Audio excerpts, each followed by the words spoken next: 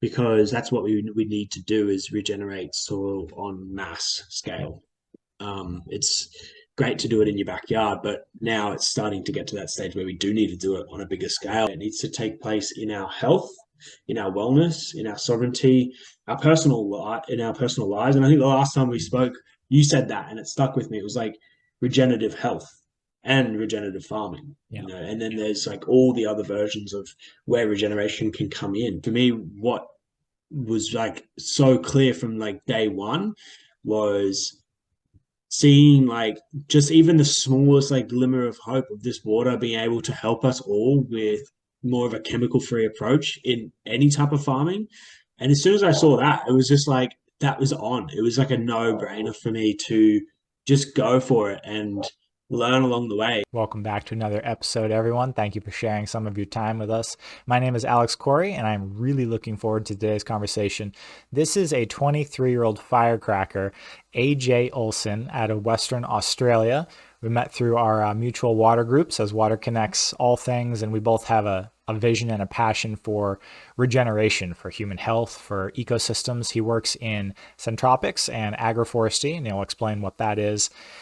He's one of those people whose vision for the future and what is possible whenever you just do something consistently in his realm, that will be rebuilding ecosystems and building food, almost scares you a little bit with the breadth that can be accomplished. And that's what I absolutely loved about this conversation. It goes in all sorts of directions, but I'm sure you'll find an angle that speaks directly to you, multiple that spoke directly to me. Enjoy this conversation with AJ Olsen, founder of Restructured Water Regeneration, Australia.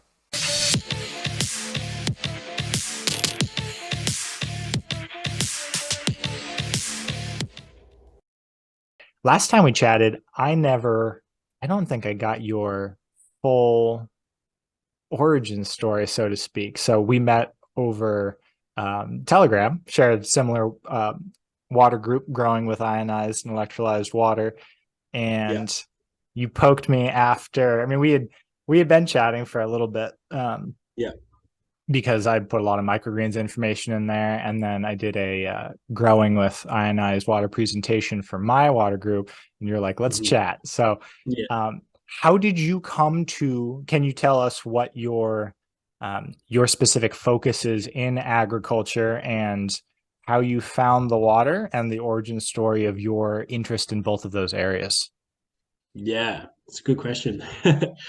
Yeah, so I feel as if like, it all really started with me coming from that experience, coming from that background of, regenerative farming, agriculture, and just having that passion for, growing food, regenerating soil. And that's where really everything started. And then I suppose for me, what was like so clear from like day one was seeing like just even the smallest like glimmer of hope of this water being able to help us all with more of a chemical free approach in any type of farming. And as soon as I saw that, it was just like that was on. It was like a no brainer for me to just go for it and learn along the way. And like it really, for me, spoke out to me in so many ways around like just the potential of how what you can do with water. And as I started to look into it, it just really was such a big game changer for Yeah. everything I was doing. And it was just mind blowing for me. And I suppose, you know, what I suppose like my main focus in agriculture at the moment, uh, I don't have property at the moment myself, but when I am working in that space, I'm doing a lot of syntropics or agroforestry, as some people know it, and just doing a lot of that regenerative. Could you explain Um, a little bit more about syntropics or agroforestry for anyone who doesn't know what that is? yeah, absolutely. Yeah, so for people that don't know a little bit about that, it's really a simple approach to farming where you're imitating what it's like to grow food within a rainforest. So basically, setting up a system of sort of lineal tree rows, whether it be in a straight line or more of a sort of a food forest sort of style design, which is sort of bringing in the permaculture sort of techniques, but normally it's straight tree rows with horticultural beds in between the tree rows, and then basically using different levels of trees and light within the system and cover cropping. And then essentially you're growing your own mulch that essentially then goes back into the ground to build carbon, soil nutrients, micronutrients, like mycelium, bacteria, biology, everything. So you're basically building a system that's really just everything in the one area, and then there's no inputs. So it's only in the first initial setup is when you bring your inputs in, and then after that, it's a very simple approach of just chop and drop for all of your mulch, and then bringing in any crop that you actually want to grow within that system.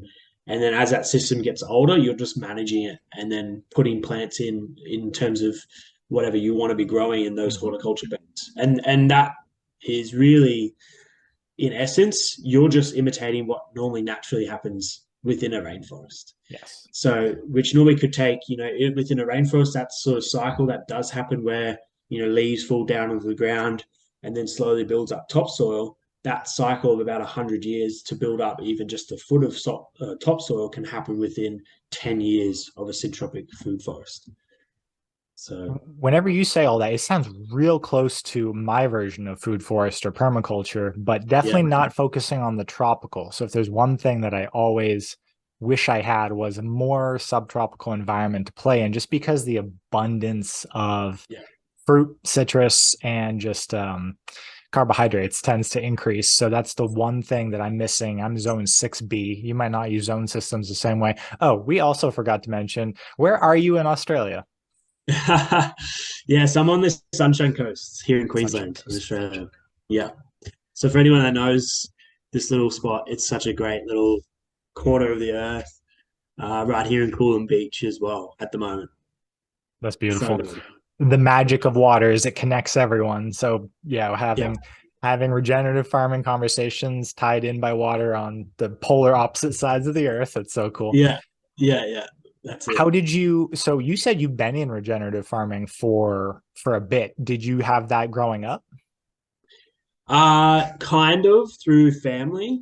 My great grandpa being a farmer his whole life, and being exposed to that from a young age, but it didn't really ignite within me until I was probably about, early teenage years. And then I sort of started to dive into permaculture. That's where everything started, understanding sort of the world of permaculture. I didn't do any real courses or anything. I sort of did a few things here and there, but I mostly just went out to people's properties and learnt it on the job. But then, I got into sort of more of that horticultural sort of market garden stuff, which for me, that was like a big eye opener because I just wanted to learn to grow food, and that was like my thing. I was like, okay, how do we actually produce food? And that's the last sort of few years of what I've been doing, on and off for different people, is helping them to manage systems and then to grow food to take to market. Yes. And the last sort of 3 to 4 years, we've been doing that in a regenerative approach, mixing in things like syntropics and agroforestry, permaculture. We've played with culture as well, which is where you're burying lots of so carbon. So it could be any form of carbon, usually logs, burying that in the ground and then building beds over that. And that's another sort of fun thing you can do, is just putting heaps of logs in the ground. Yes. And you just adding, so much life to that soil in a very short amount of time. And you just watch it, everything just thrives and it just goes off. Do you remember an experience or a feeling or a moment in time where it hit you and you're just like, I'm going to do this. This is what calls to me. Do you remember a specific point or something that stands out more than another that you had that? Yeah, I feel it was probably the first time I saw like a proper functioning like syntropic system, or just like, because I'd never seen an older system than 5 years before, and I saw one which was 6 years old, and then which is still young, but it was so established. It was only a small system on a small like 1 acre property, so they can manage it really well. And when I went in there, you could there's like this feeling that you get. I was like barefoot walking through the garden, and their system. And it was like everything was just communicating. You could just feel it. Like if you're really sensing into that, it's just like, every plant is just in communication with each other. That mycelium network is running through everything, and it's functioning as it's meant to.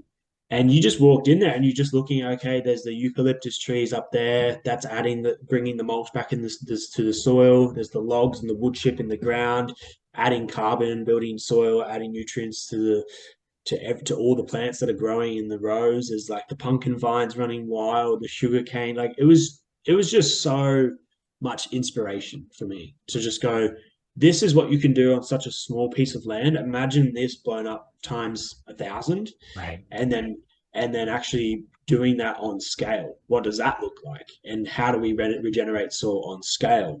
And that's where the passion really came from for really helping other growers, when I'm talking to them, not only about the water, but also sort of edging them a little bit, sort of slowly, to look into a more of a regenerative approach if they're not there yet already.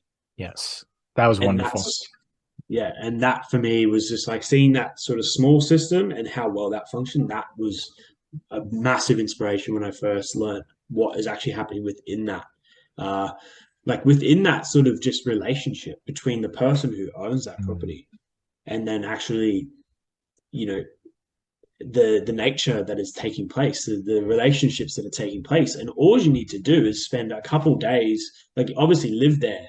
When you're living there, you see it all the time. But if you're a new person coming into the world, you go spend a couple days just working there or just watching, and you just see this sort of beautiful like harmony that takes place within all of it. And it's just such an amazing relationship, between the animals, the insects, the birds, like the bees, the plants, Mm. and just to watch that system go from the morning to the afternoon every single day. It's like everything is changing rapidly right before your eyes. Right. And it's real. It's like it's actually solid, tangible, something you can touch and feel and sense, and you can see it evolving slowly. What do And you it's define as regenerative? Because it's one of the buzzwords now, and I yeah, love that people are using it. But everyone seems to have their own definition. So when you say regenerative agriculture, what do you mean? it's a good question because it is definitely a buzzword at the moment. So for me, it's something I have contemplated a bit, and talking to regenerative growers here in Australia who are doing, big scale cattle regeneration and cotton regeneration or wheat or whatever it is. It's interesting to see their approach as well and what they talk about. And I feel like mine has been influenced a bit by them, because that's what we need to do, is regenerate soil on mass scale. It's great to do it in your backyard, but now it's starting to get to that stage where we do need to do it on a bigger scale. And I think that for me is a part of what it means is, you know, regenerative farming is no longer just needed in certain areas now. It's regeneration needs to take place, in agriculture, in permaculture, in cropping, whatever that agriculture thing is that you're doing. Regeneration needs to take place there. It needs to take place in our health, in our wellness, in our sovereignty, in our personal lives. And I think the last time we spoke, you said that, and it stuck with me. It was like regenerative health and regenerative farming, Yeah. and then there's like all the other versions of where regeneration can come in. I think if we as a people on this planet move into a more regenerative way of living and thinking, and I think that's what regeneration for me really, as I start to talk about it, is it's a regenerative way of thinking. Yeah.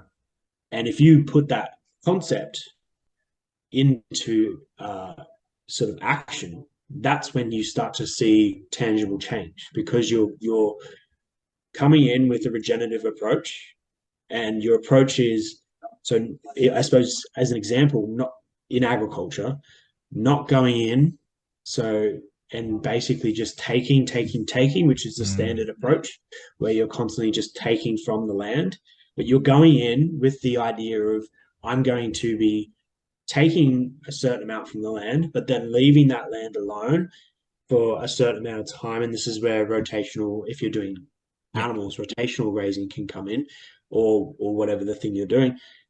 Adding to the soil, taking some, leaving some for nature, and then regenerating that soil at the same time through maybe cover cropping or having animals there.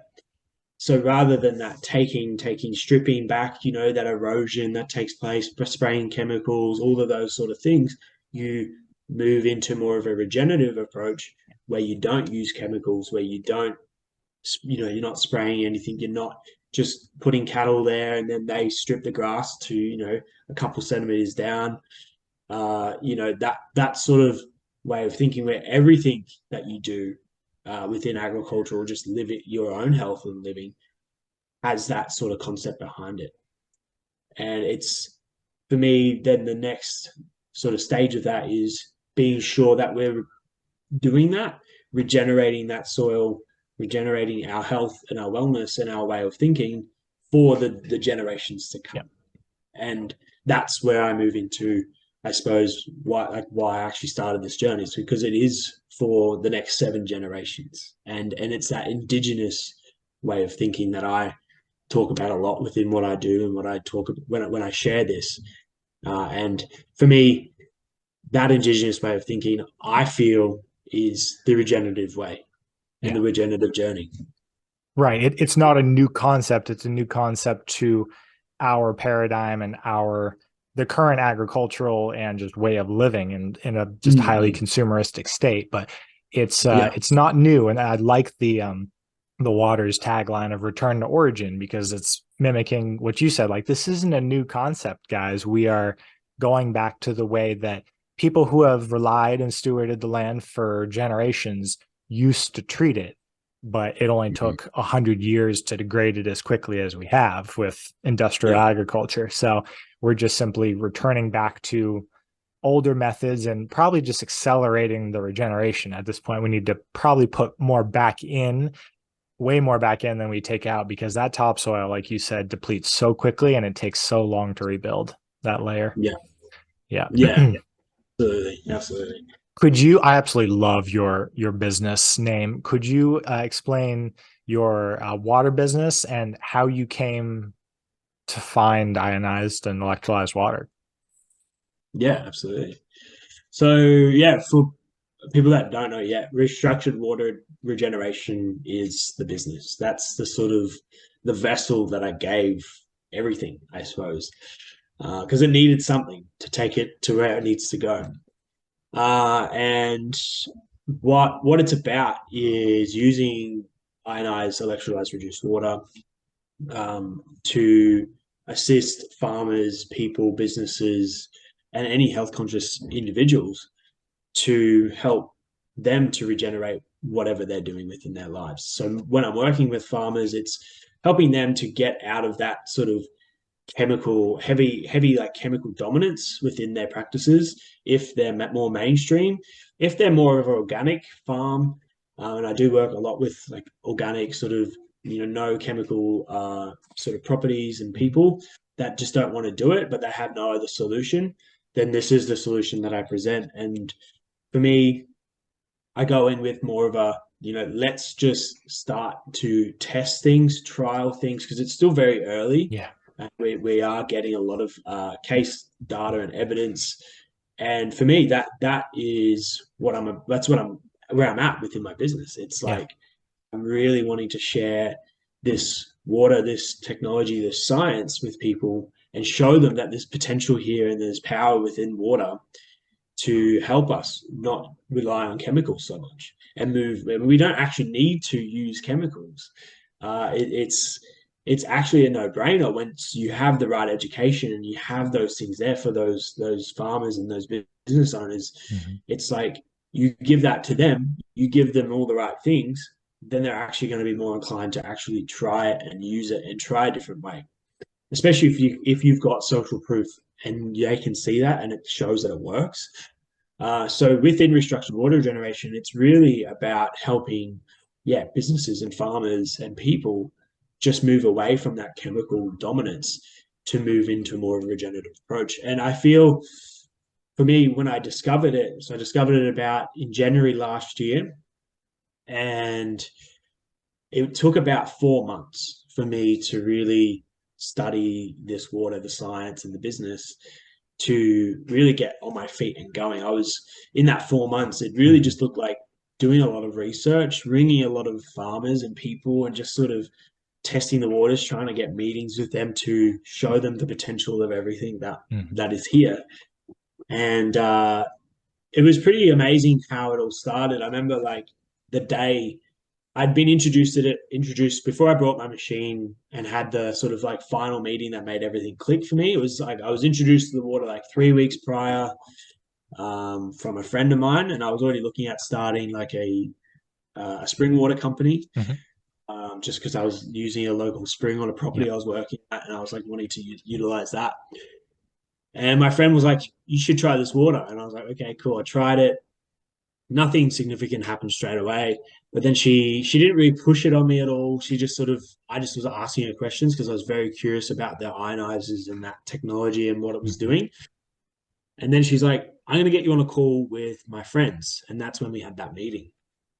And she's like, "My friends are down south. They have a big lemon myrtle plantation. If you know what lemon myrtle is, it's just like um, a native tree here, which is beautiful scent. You can use it for medicinal stuff, tea, essential oils, that sort of stuff." And she told me that they had used the electrolyzed reduced water to treat a disease within the lemon myrtle called lemon myrtle rust. And I was like, "What do you?" The first thing I said was like, "What do you mean?" Right. Right. I was like, "What do you mean you use water to treat lemon myrtle rust?" I was like, "That's unheard of. Like it's impossible." You know what I mean? Like in my head, I was like, "That is just like what?" And she said that she's like, "All right, I'm gonna get you." I had all these questions. She's like, I don't know. It's their thing." And she's like, "All right, I'll get you on a call." And so we had the call, and they basically introduced me to like the Enagic business model, the Kanga machines, electrolyzed reduced water, and then how it actually can be used. At the end of the call, they actually started to talk about how they used it in the lemon myrtle and the farming and all the things they've seen from the cannabis industry to the lemon myrtle that they treated, and then a few other sort of microgreens was one of the things like they talked about, and a few other things as well. And I was like, after that call, it was like soon as they sort of showed me everything, it was like after that call, I was just sold. Like I didn't. It's not like they sold me anything at all. It's just like it was such a no brainer for me at the time. Like because I was working on a 23-acre property with like a 15-year-old like fruit orchard and doing all this like syntropics and playing around. I was just in that state of just ready to do something like this. Yeah. And it just came in, and it was just so simple to make that decision to be like, this is exactly what I've been looking for and what everybody needs to know about in regards to using electrolyzed reduced water in farming. And I was like, okay, cool. Get me I'll get my machine. So it took a while to get my machine, but I got there, and I was just like, get the machine and just go for it. And it's been a year and 4 months, and it's like the progression we've made from then to now has just been like, it's just been crazy. And it really it's been testing. It's been hard. It's not like definitely not easy to go on a journey like this, because especially here in Australia, as far as I know, there's not another single person utilizing this water within agribusiness or commercial farming or agriculture. And I looked all over the country, and I couldn't find one other doing it. I saw some stuff from like years and years ago, people trying it and just sort of giving it a go, but not using Anagic's machines. And the results weren't that sort of there wasn't a lot of hard evidence there to sort of support what I was looking for. But yeah, it sort of very much for me just felt like this is the path that I need to go down, because I know that's exactly where it's going to get me to sort of where I need to be. Do you remember what they used for the disease? I'm curious now. What did they use to treat the rust? Yes. So they use a protocol of like the 11.5 and the Yeah. 2.5 from the machine. Interesting. Okay. For anyone who doesn't know, the ionizers we use, either the commercial units, which are suited for more agricultural purposes, or the home units have 2.5 hypochlorous acid, HOCl, which is a very potent non-toxic free chlorine disinfection agent. And the 11.5 is the other end of that spectrum, which is a potent emulsifier with a ton of free molecular hydrogen. And one of the most common protocols for, I didn't know it was used for rust, but even for living things, for as a fungicide, herbicide, pesticide, I guess that would be a fungicide. Yeah. Yes. Yes. Is That's it. cycling those two. Yeah. Rust is a fungal disease. Yes, that's right. I always forget that. Yeah. Interesting. Yeah. That's it. And that's what people tend to overlook. And why agriculture, in my opinion, is the new frontier for ionized water, because when you can control just the building blocks of well, of water, but if you have access to everything that you would need that another product is going to attempt to solve for you, and you can just push a button for free chlorine or for molecular hydrogen, it changes the entire paradigm that I had to work under, because we got it from microgreens. I didn't know about the product or drinking it. Like, I didn't come to it from drinking. I came to it from microgreens. And when Justin, my business partner, bought it, I was like, what did you buy? What are we doing? Yeah. And we just started using it in the integration, in using a 6.0 for main watering and tapering it with 8.5 a little bit to bring the pH up. And we just didn't buy anything else ever. Like, usually you buy xylitol or hydrogen peroxide, or if you're really strict, bleach just for disinfection, or anything. Microgreens are a little safer just because they grow so quickly, but if something happens, you have to treat it within hours or you lose the entire crop. So we would just like spray 2.5 straight on like an overgrowth of mold with peas that took over, and it would kill it within, I don't know, 30 seconds to a minute, and we just rinse it off water and it's like nothing happened. It was so weird. And I don't think, like you said, this is a brand new concept in agriculture, is just treating everything with water first, and then maybe if worst case scenario, you're going to use some of the harsher stuff. But it's so new, it's hard to figure out even how to start your experiments. It's hard to think about what trials to run, because if you look on PubMed, plenty of, or that's the US National Library of Medicine, I'm sure there's an Australian equivalent, but if you look on the like open source cataloged literature, there's a lot of data on molecular hydrogen for human health and electrolyzed reduced water. But for agriculture, there's maybe like 10 to 30 things with people just starting to play with it.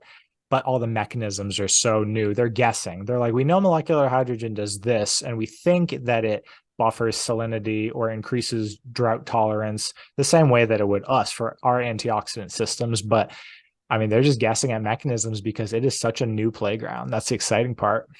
Yeah, absolutely. Yeah. Absolutely. It's when I was first researching it, like, I was like, okay, what do you actually have to look up?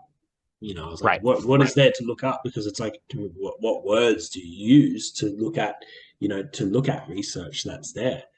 And the best thing I was like finding was like search up electrolyzed reduced water in agriculture, and then I found quite a bit of stuff. But again, that's exactly it. It's stuff from years ago, and there really hasn't been a whole heap come out since. Right. It's like they sort of did a lot of research on this, like it felt around like 5 to 10 years ago, and then it just stopped. And there's a few things that I've seen from like 2020, 2021, but there's probably people out there now, I would say, because of the popularity, it's starting to get back into the spotlight, and it's starting to grow a bit more, and more people are talking about it. So I'm hoping there's some people out there now like doing more research on that's actually like, cited, like peer reviewed, like properly done. And then we can actually have some solid like scientific stuff. And that was one of my intentions with starting this business as well, was when I'm in a position to fund my own research, Mm-hmm. I'm going to get that done here in Australia.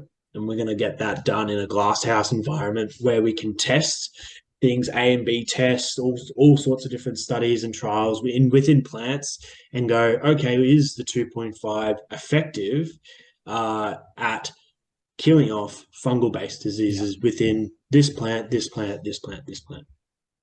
And then the next test, okay, is the 11.5 effective at, really breaking down the cells of that fungal disease in that Right. plant, and acting as like a bit of a emulsifier for the disease of that rust or that, eucalyptus spot or whatever it is. Yeah.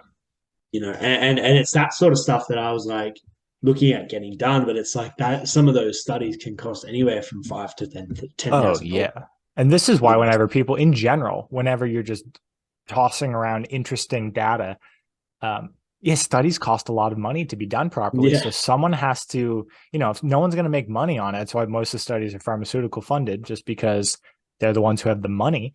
And if yeah, you're doing it off of like pure science, pure research and curiosity, yeah, it costs a lot of money to just do one thing. During the agriculture presentation that I was mentioning, ATS Labs, just there's a large cannabis group in the US that's using electrolyzed reduced water, and they had the 2.5 hypochlorous acid tested against 5 major pathogens, lab setting, ATS Labs, and it was hard to read through because it's a real test, like it's yeah, not easily read, but it was basically they did straight out of the machine 2.5 against, was it staph, MRSA, so mm-hmm. methicillin resistant staph, E. coli, a type of pneumonia. There were 5 major ones in a bovine fecal sample, so just contaminated produce, compost, and 30 seconds on all of them. 99.999% reduction, 30 seconds. Like it is, and you can just push a button and that comes out at full concentration. Their entire business models, like Briotech, who are diluting this down, hypochlorous acid, to 0.04% and selling a gallon of that for $20. And we spit it out at full concentration. Yeah. So I know that study. Hey, I've got it as well, and it's just like when I got that study, like it gave me so much more confidence. right. I got it like sometime last year, and I remember when I got it, I blasted it to all the farmers that I was talking to at the time, and they were all like, "Oh, there's something here." And I was How like, much money "Yes, would this save you if you didn't have to yeah, spend $200 a pop on concentrated disinfectants or yeah, chlorine bomb everything after a harvest, or all yeah, the things that cash crops, and I think the future is just the cash crops. That's maybe why there has been a lull in the research, is the people who have the money to spend on these things are the big growers doing cash crops like hemp and cannabis in the US, or microgreens has taken like an accelerated boom in the US. So a ton of microgreen growers, and those are cash intensive, very profitable crops. But if you're working under such, if you're trying to maximize yields and things like any other yeah, grower, you're probably stressing the conditions a little bit. Like it's not quite syntropic or agroforestry or permaculture where you're letting things happen as they would naturally and yeah, letting the ecosystems manage themselves. Usually when people are doing the cash crops, they're concentrating as much density as possible. And then you get the more stress and everything, all your problems get magnified. And that's where you need the magnified solutions. So those are probably the people who are going to start funding the research for all of the water studies that we're going to see. yeah, yeah. Absolutely, I agree. I mean, and that is the, I suppose, the essence of, why it's so important that we all who are working with this in this Mhm. now, is like we start getting this information out there. Yeah. We start sharing it with the right people, and by working together in that space, well, then you start to sort of build a bit of a sort of, it's like mycelium. You build that Yeah. sort of network, right? And eventually everybody's starting to talk, share it. There's already, like right now, as I'm speaking, there's things happening in the background constantly, and things are in motion. I don't know who's out there talking about what I've shared with them. but I've planted the seeds, and some of those people I planted the seeds years ago, like, or not years ago, but like a year when I first started this business, and they could be still out there, talking about it, talking to other people, starting to just like, that seed's maybe finally only just now growing. Like you never know. Like people operate at different times, at different paces, and maybe they have something that they've come across within their business, and they're like, I don't know what to do, and then something pops into their head, and they're like, oh, there's that guy that told me about this thing like a year ago. Yeah, you don't forget the problem solvers. Yeah, Those things embed in your consciousness, and whenever yeah, you come into, I have people reach out from like, I texted them maybe once 6 months ago, and it was something interesting about agriculture. It tends to stick, and they yeah, run into an issue, and they're like, did you mention, I'll just get a random text, no context, do I remember you saying this yeah, about agriculture? And be like, hi to you too, nice to see. Yes, I did say that. yeah, Yeah, but yeah, yeah. it's important. I mean, it is the machines basically are just the ultimate problem solving tool, like Yeah. 80% across the board, 80% blanket problem solving. Like, let's see if we Mhm. can do it with this first before we get extremely Mm. specific or niched. And there's an application for everything, but that's what I love about them. I didn't understand having access to the fundamentals of hydrogen, oxygen, Mm. chlorine, and salt would impact so much, I guess. Yeah. Yeah, Well, I suppose when you take a product that, I suppose initially, a lot of people come in and they have a bit of skepticism, whether or not they brought, like, I still had skepticism for a while, sure. even after I bought my machine. And that for me was just because I had not seen it with my own eyes yet. And but as I started to experience it and see it, it was like that's when things just started dropping and confirming. And it made that for me, it made that like that drive to not really push, but just share and just get this out there more and help more people to get behind this and go, I'm here to be of service to Mm. you, help you to save money, to move into more of a chemical free approach. And it really like it was something that cemented with me. It was like when I started to see things like that were tangible and real and just like start to unfold and actually like happen. And then so it sort of all starts to happen at once. And recently, a couple of weeks ago, I set up a farm up north, who's the largest sunflower grower here in Queensland. And setting up that machine for me was a huge milestone because he's our first commercial Australian based farmer that's utilizing electrolyzed reduced water in agribusiness Yeah. and farming.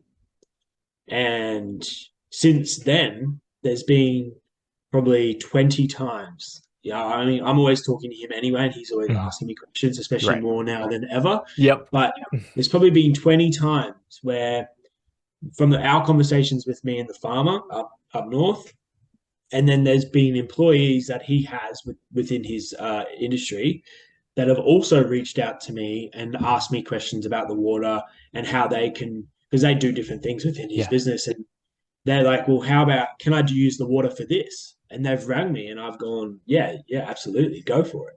Because they don't want to use bleach, they Right. don't want to use these chemicals. So they're like, can we use the water for this? And I'm like, yes. So now they've got the machine. Well, it means that they can actually do it.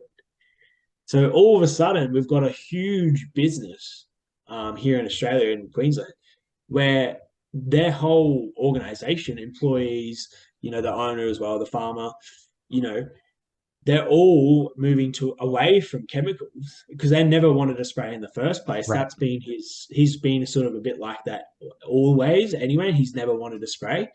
And now he's not only using it for uh, storing the sunflowers in the water, but he's Mm. using it for a whole range of other things as well. And he's testing things. He's getting a lot of like data and evidence happening, and it's affecting everyone around him within his organization and his business. And I'm just watching that, and I'm just like, that's like a freight train. That's just like a runaway train. That's awesome. That's, Yeah, you you can know, see the ripple, and you can yeah, usually see it. There's like a level, and I had the same thing when I was with the microgreens and with with just the business in general, where you can tell the skepticism, and then you'll see people playing with things and doing their own self-analysis and self-experimentation, and you'll see their eyes light up like, oh, I didn't Yeah. grasp the magnitude of this. Especially with agriculture, we know pH is important, and like I didn't really question it. You just accept that it's a variable, or it's just a number you have to maintain, but you don't really think about why Mm. until you can start playing with it instead of just dumping calcium forms or magnesium, instead of tweaking minerals, instead of directly playing with like hydrogen and oxygen levels. Then light bulbs start going off. Like you said, people get curious and they're like, I wonder if I can do this. And usually the answer is yes. You just have to find out specifically Yeah. how. Right. Yeah. Yeah, Yeah. you got the raw power. And I love watching the just the childlike curiosity spark within people. The mad scientists Yeah. come out. Yeah. Yeah. Yeah. It's the best because they just get all over it and they're just like, yeah, this makes so much sense. It's not like you have to pay for it. Like you paid for it. You have this unlimited on tap. Most people are dissuaded from experiments because A, it's going to cost time, and if you're on a production schedule, and usually the experiments themselves cost money because you have to buy things. If you already have it, there's no reason. It's just like go buck wild. Time is your only limiting factor. Yeah. Yeah, it's so Absolutely. cool. Yeah. Um, you're young, right? You're like 23. Do I remember that correctly? Yeah. 23. Oh man, if I had that 10 years, well, that's exactly when I took off farming. If I had been exposed to like the business model at the same Mm. time when I was learning aquaponics and hydroponics and all of Yeah. that, that would have been so different. Hindsight's always 2020, obviously, but what I'm saying is what you're gonna see in 10 years by the time you're my age is going to be ridiculous. Yeah. And what you'll be a Yeah. part of. Yeah. Yeah. I've just like that vision of what that actually looks like is so like for me it's so crystal clear, but at the same time it's like it's going to be so much more beyond that I can Yeah. even comprehend right now. Like I know where I want to be. I can feel it. I'm doing as much as I can every day to get Right. there, and that's how I have been able to achieve so much in such a small amount of time is because I came in with my why and my vision. I just followed that and I stuck to that, and I was like, I wholeheartedly believe before I've even seen the actual physical evidence.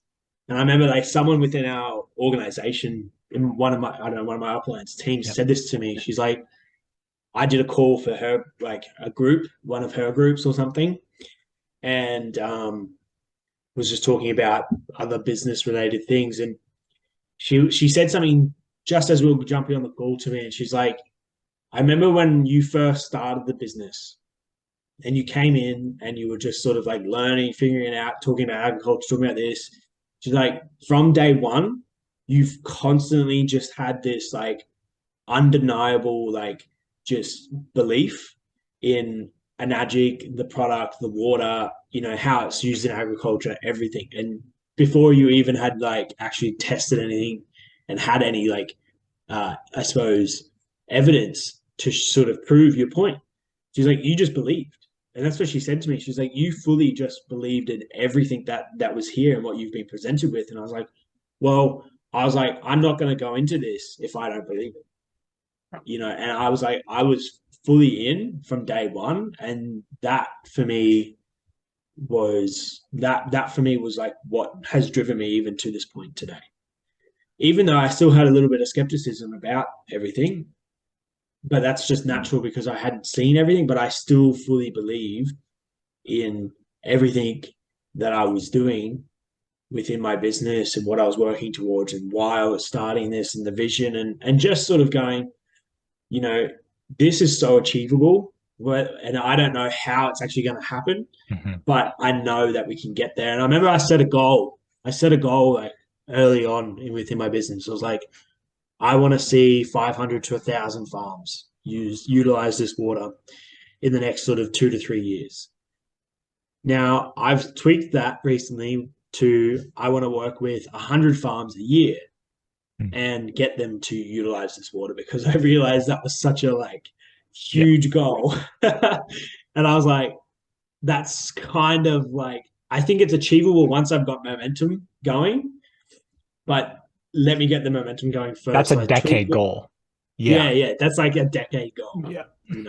500 to 1,000 farms, Australia wide, worldwide, utilizing this water within what they're doing. Because I was like, I realized how slowly farmers think and Yeah. how slowly farmers actually like to do things. Seasons. And I was like, yeah, it's seasons. It's literally like they do take years sometimes to get to that stage. Yeah. Do you So remember when we spoke last what you said? It imprinted in my consciousness permanently because it reignited my enthusiasm when you said it. Whenever you first discovered the business model, do you remember what you said on our last call about your success when you first learned how the business model worked? uh, I remember one line, and you basically said, yeah, if I you go. just do this consistently for 10 years, my success is inevitable. It was Yeah, the word inevitable that stuck, where I'm just like, you're totally right. Consistency trumps everything. So if anyone gets into this, and everyone always gets disheartened in the business side of it, because business is difficult and people are weird and sales is tricky. But if you do it, your success is inevitable. You have community support, you have leverage. Like what you're building towards is so monumental, will impact ecology, human health, um, generational finances on your side for a long time.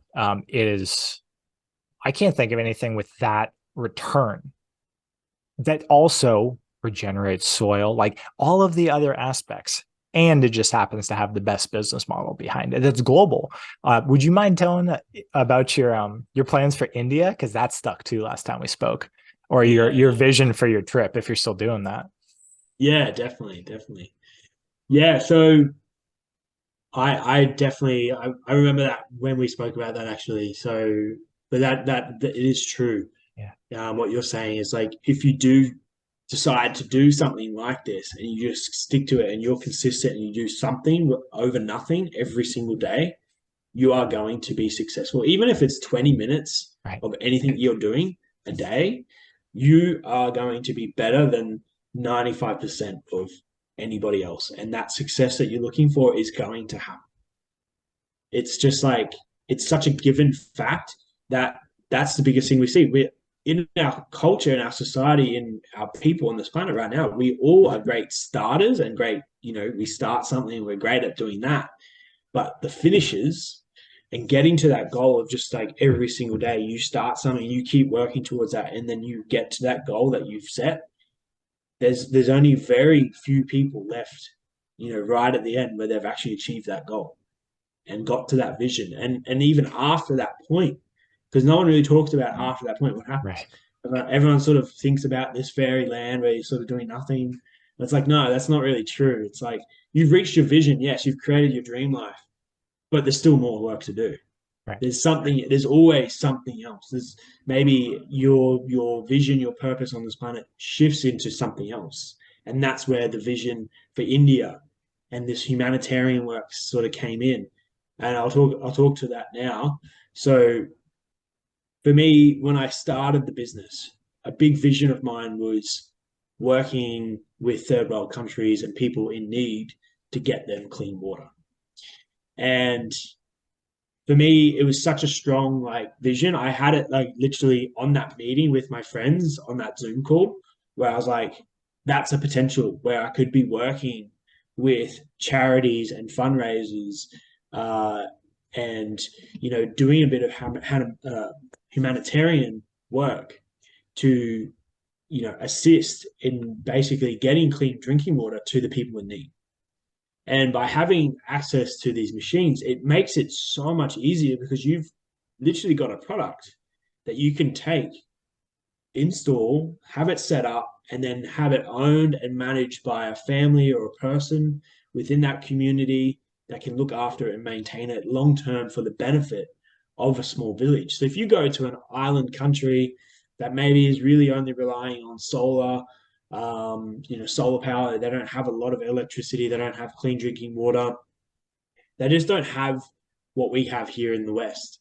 and you go and set up something like that off grid with a solar panel for, a village of 300 people, set up two machines within that village, that those two machines is going to be enough for that whole village to utilize with a pre-filter and then have go through the machine and have some of the best water on the planet on tap endlessly. And to me, when I learned that, and I sort of really come to sort of discover that, I was just like, wow, the potential there is endless then. And then the India trip popped in just a couple months ago. And that's where I basically got the opportunity coming up in August of this year to go to India to go set up a syntropic agroforestry system and be a part of the setup, while also teaching the local Indians in that area, how to farms in a syntropic agroforestry way, in a regenerative way. So not only are we teaching the people there how to do that, it's South India, so it's tropical as well, but we're going to be using all Indian plants with the addition of some other things, but mostly Indian, like native plants. And basically going in there and setting up a system to assist with the feeding of around 15,000 people every single day, because what's attached to that land is an ashram. And that ashram has about 15,000 people come through there every single day. And the goal was for them to set up a system where they could feed that many people out of what they're growing on that land.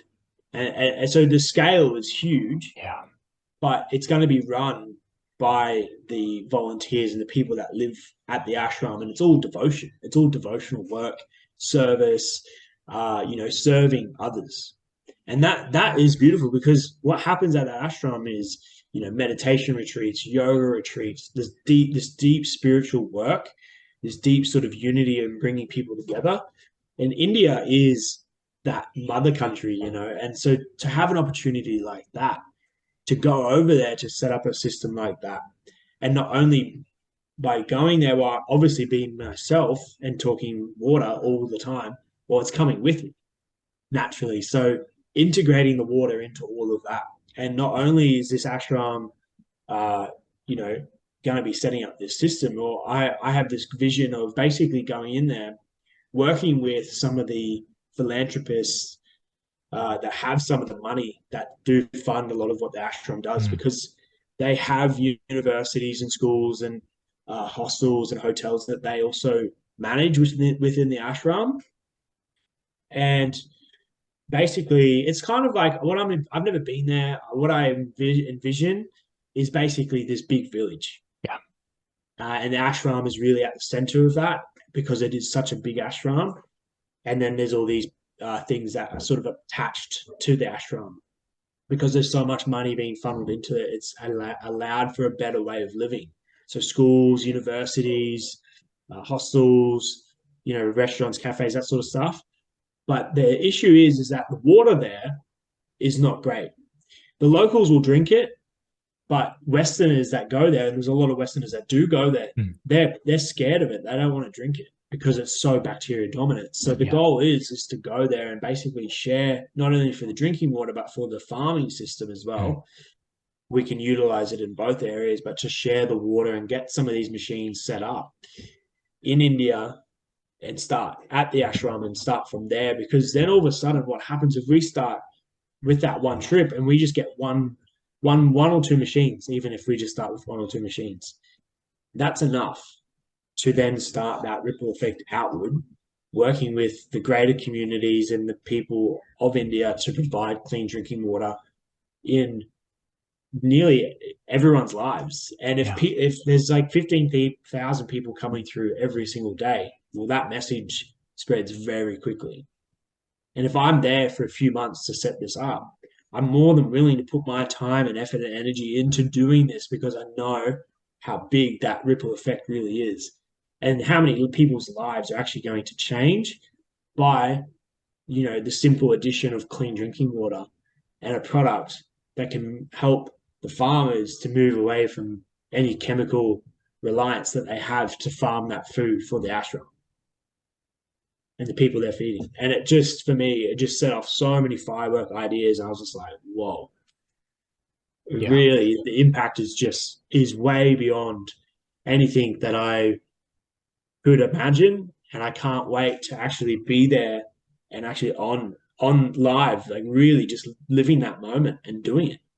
Because it's so clear, it's right there. I can feel it. So now what I'm doing is just preparing myself with all the right information to go in and then set that up.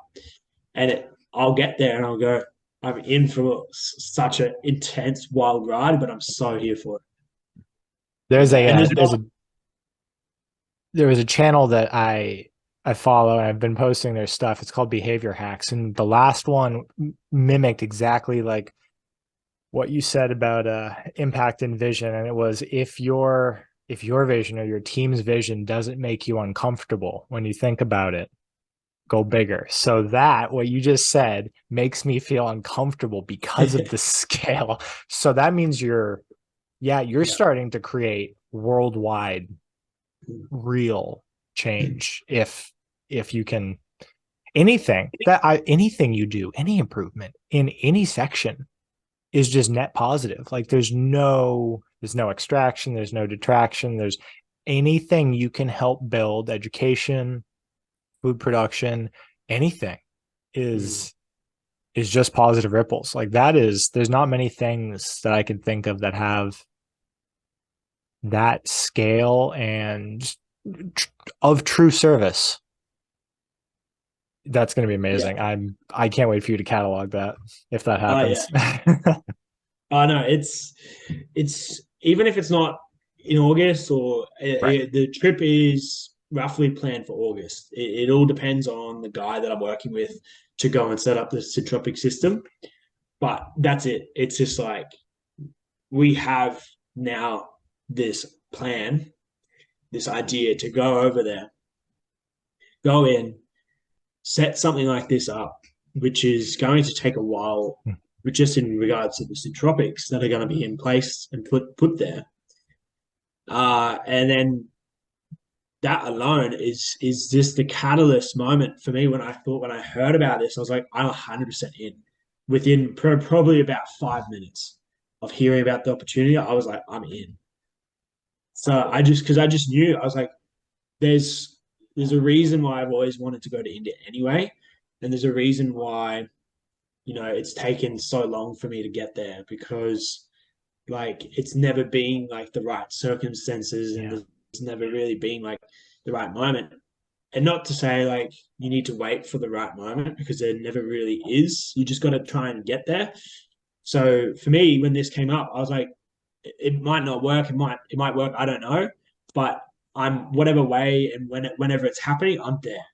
You know, and I don't like. And whenever I've said something like that to myself, in terms of like a few opportunities that have been presented to me in my life, as soon as I've said I'm there and it like I don't care how it's going to work and I'm just there, it literally everything just falls into place all at once. It's like this thing happens for this reason, that thing happens for this reason.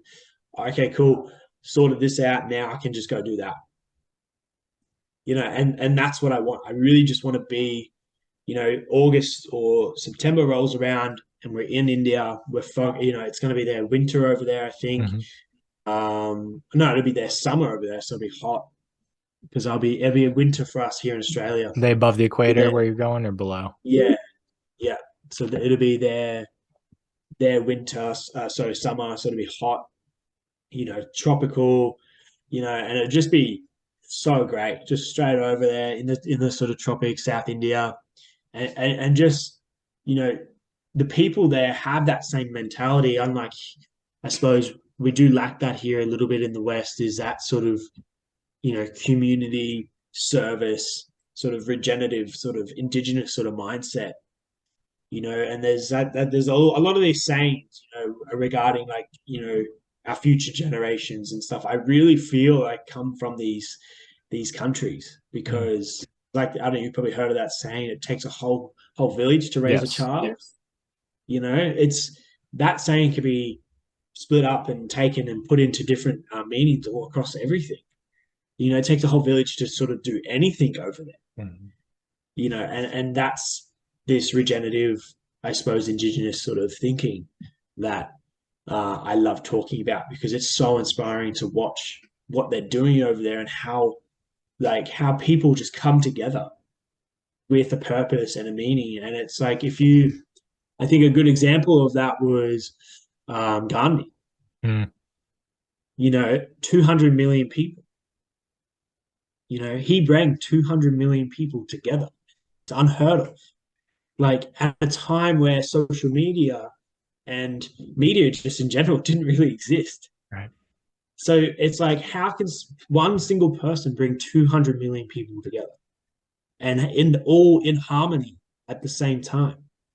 And for me, try and do that with two people and get them to work in harmony together today. It's like nearly impossible. And that's what great leaders really do. They bring people together to work together within harmony and have a very similar sort of passion and drive for what that purpose is. And it all comes down to that leader, like Gandhi. He resonated with everybody's why that they have inside of themselves. And then it was actually not really him, but it was the people that then got that out there and shared it because of their why. And their why was so strong that brought the rest of the people together. Yeah. But it was his voice, his message, his why that was so strong, and his belief within himself that really ignited that fire.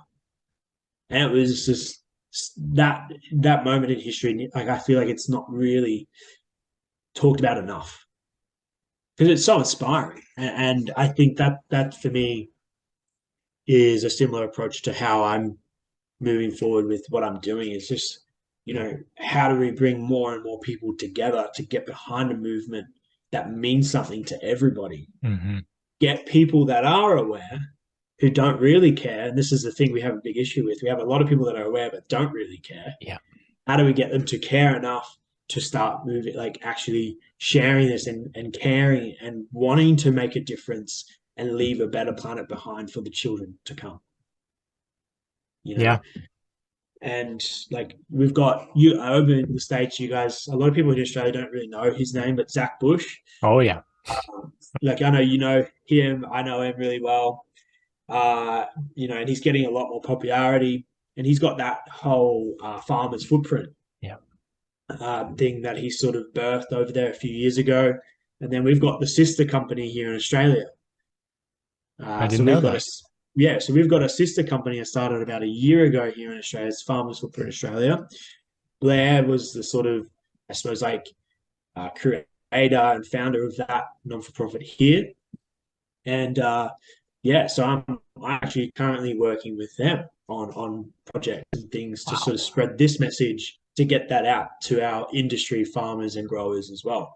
So it's like, Zach Bush, I love what he talks about, and anybody that hasn't sort of looked at his work, I definitely recommend his work, because it's just, even just listening to him talk, like the way he talks, what he shares, and the way his brain works, it inspires me so much, because that's the sort of stuff that we all need to be listening to more and more of, Yes. He speaks in archetypes. He speaks yeah.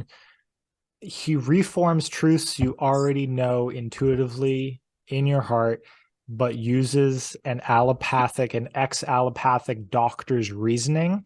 So he's basically just, and the people who are most effective at this blend these two, like Alan Watts was instrumental in my spiritual process, is people who can use humor, compassion, tons of wit. They have that left brain that's able to talk to your analytical and skeptical mind to get it to calm down, but bring that compassion and innate truth out in a different word than you would have used, and just put it in front of you. And like you said, it's kind of just, it bypasses all of your normal filters and gives you a great why.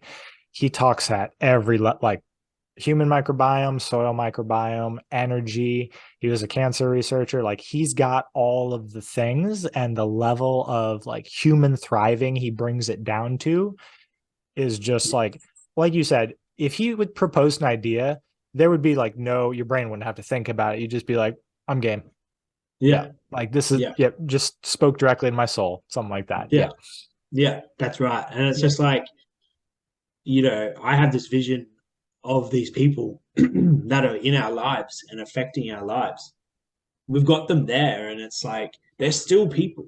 Yep. They're still just like, we really, I feel like we can really, like, some people that are on that level talking about this sort of stuff. It's like, I feel like I've had conversations with people about this where I've gone, yeah, well, I'm going to work with that person. I'm going to talk to this person. I'm going to do a podcast with this person. They're like, but what, how, like, what? They just get really confused, and they like, aren't you scared? Like, aren't you like fearful of someone like judgment of this or that? And I'm just like, no, because they're still people too. And for me, I know that the work I'm doing is at a very, well, it's not even a level, but it's at a very similar, uh, I suppose, place in, I suppose, my priorities in my life, where I know that the work they're doing for them is at the same. And then Right. if two people come together with that same sort of like, okay, I see what you're doing and you see what I'm doing, and it's literally like what we're doing right now. We're sharing ideas, stories, information, and creating conversation around a topic that we both resonate with and we Mm. care about, to help others to understand that there's issues happening right now that some people don't even know about. Right. We have solutions to that. And focusing on the solutions is one of the most powerful and effective ways to get people to actually go out, do some research, and then actually act upon that information that they've just learned. And that to me, so that's why I want to talk to some of these people. And Mm-hmm. I've seen myself talking to Zach Bush, and I've now got the right network to then be able to talk to Zach Bush if I want to. And when that time comes, I'm definitely going to take that opportunity up. I know it's not the right time right now because there's still so much learning and so much happening that's happening in the meantime that's getting me to that stage. But I know one day, like, I'll be able to talk to someone like him. I'll be able to talk to, our bigger farmers and people that are actually sort of iconic, sort of figures within the regenerative agricultural space here in Australia. I know I'm already speaking to quite a lot of them because it's Yeah. not many of them here. But it's just like we do have the ability, if we believe in ourselves, if there's someone that you really want to have a conversation with, or work with, or whatever it is that you want to do to better off people around you and the planet, then everything, like, the universe is actually, like, the power behind the universe, that everything that's there that you can't really see or feel or touch is actually going to do everything in its power to get you there. If you have a goal or a vision or something that you put on paper and you go, I'm going to do that, and you continue to remind yourself of that every single day and you keep going for it, like, the work that's happening behind the scenes that you don't even know about is real. It's happening, and it's literally, it's kind of like, if you plant a seed, there's power behind that seed that you don't even know exists, that's telling that seed to grow into the biggest tree you've ever seen in your life. Like, and if you think about that for a second, what that actually means, it's like, well, there's so much energy within that seed. It's just like, then all of a sudden, 20 years later, you've got a tree that provides you with so much nutrients. And if it's a fruit tree, for example, if Mm-hmm. it's not, well, maybe it's a tree you plant because you want your kids to climb that tree and then sit under the shade. 20 years later, you're looking at that tree and your kids are doing that. Like, that tree has so much potential. And it's the same as us. We have so much potential because we come into this world with so much energy and life force, and we do. There's a philosophy within Chinese medicine and Taoism where it's like, until you find your destiny. There's a Chinese name, I forget what it's called, but it's like they talk a lot about destiny, and they say until you find that path, that destiny, basically you're trying lots of different things. Your chi and your energy is sort of not really streamlined and funneled into one destiny, one path. And for me, I sort of feel as if, like, that is changing, Mhm. And that philosophy, that when people in the Taoist sort of world, that Chinese medicine sort of world, when they do talk about that spirit of that's inside of us, and when we do find that destiny, there's something like this internal fire that just lights up. And when you feel it and you know what that actually is and looks like, and you're just going for it, and you're so clear on what that path is, that vision is, that destiny is, like that energy that you're given from birth is real. And it's like you've literally, if you harness it right and you do all the right things in terms of having a lifestyle that supports that, you can just, every day you wake up, you're on, and you're absolutely just so clear on what you need to do, what work you need to do, and why you've been put here to create that change. And some people, it takes them 60 years to figure that out, Yeah. but it's okay. And like, it's okay. And if you need to start something today and you're in your 60s or 70s and you're listening to this, it's like, it's okay. You just go for it, because even if it's just something small, and you're like, I need to go do this thing. Okay, go do that thing. You're going to get that information that you need to go to the next thing, and then the next thing, and that's going to get you where you need to go, and allow that spirit within inside you to be content and happy with the work you're doing. Mm. So rather than sitting around and aimlessly mindlessly just questioning everything, you're very clear, you're very motivated, you're driven, you're wanting to lead a healthy, happy life to inspire others, rather than to force people to change. You just live your life the best way possible in every aspect, and that inspires change around I you. just ordered a Mulligan Brothers shirt, and it's their motto is inspire change, because they've been Oh yeah, instrumental in, yeah. So I that was absolutely beautiful. I haven't yeah, yet met a farmer who's not also a philosopher and a yeah, professional problem solver. I think they yeah, come hand in hand. yeah, definitely. Oh, I agree. I agree. And Yeah. and I mean, look, I'm, because of my age, like, I've still got such a big journey ahead of me. You know what I mean? I still forget about that. I'm like, crap. I got so many years to really work on this stuff, and it's Yeah. just like, it really is. I'm so grateful and thankful every day that I've started so young, because I know when I'm in my 40s, like, I'm still going to be going, you know, and just have, I don't know where I'll be, but I know that I'm going to still have a very similar amount of passion, drive, and just sort of willingness to help other people change and get to those stages. And look, I don't know what the world's going to look like, but I know if there's enough of us now doing this work, we are all combined, like that collective mind, putting in that effort to help change the way we all think and Yeah. feel and do things within this planet as a people. And slowly, as more and more people step into that frequency that you operate at, when that's happening, is slowly going to continue to go up, and it's going to rise, and we all are going to feel it and actually want to do the work and actually put in the effort to change, and also add to that collective regeneration, because that's really what we need to be focusing on, and moving away from the I suppose the reliance on the system that's Yeah. around us, whether that be the banking system, the food system, making sure you've got clean drinking water. Well, we have the solution for that. That's sort of a no-brainer now. Right. If you're worried about money, we'll figure out all the ways that you can build money security, financial security, and move away from the system as much as possible within that. If it's food security that you're worried about as well, there's ways that you can learn about that, as well. And it really is what we need. And this is why I think that regeneration word now fits into sort of kind of everything. Yeah.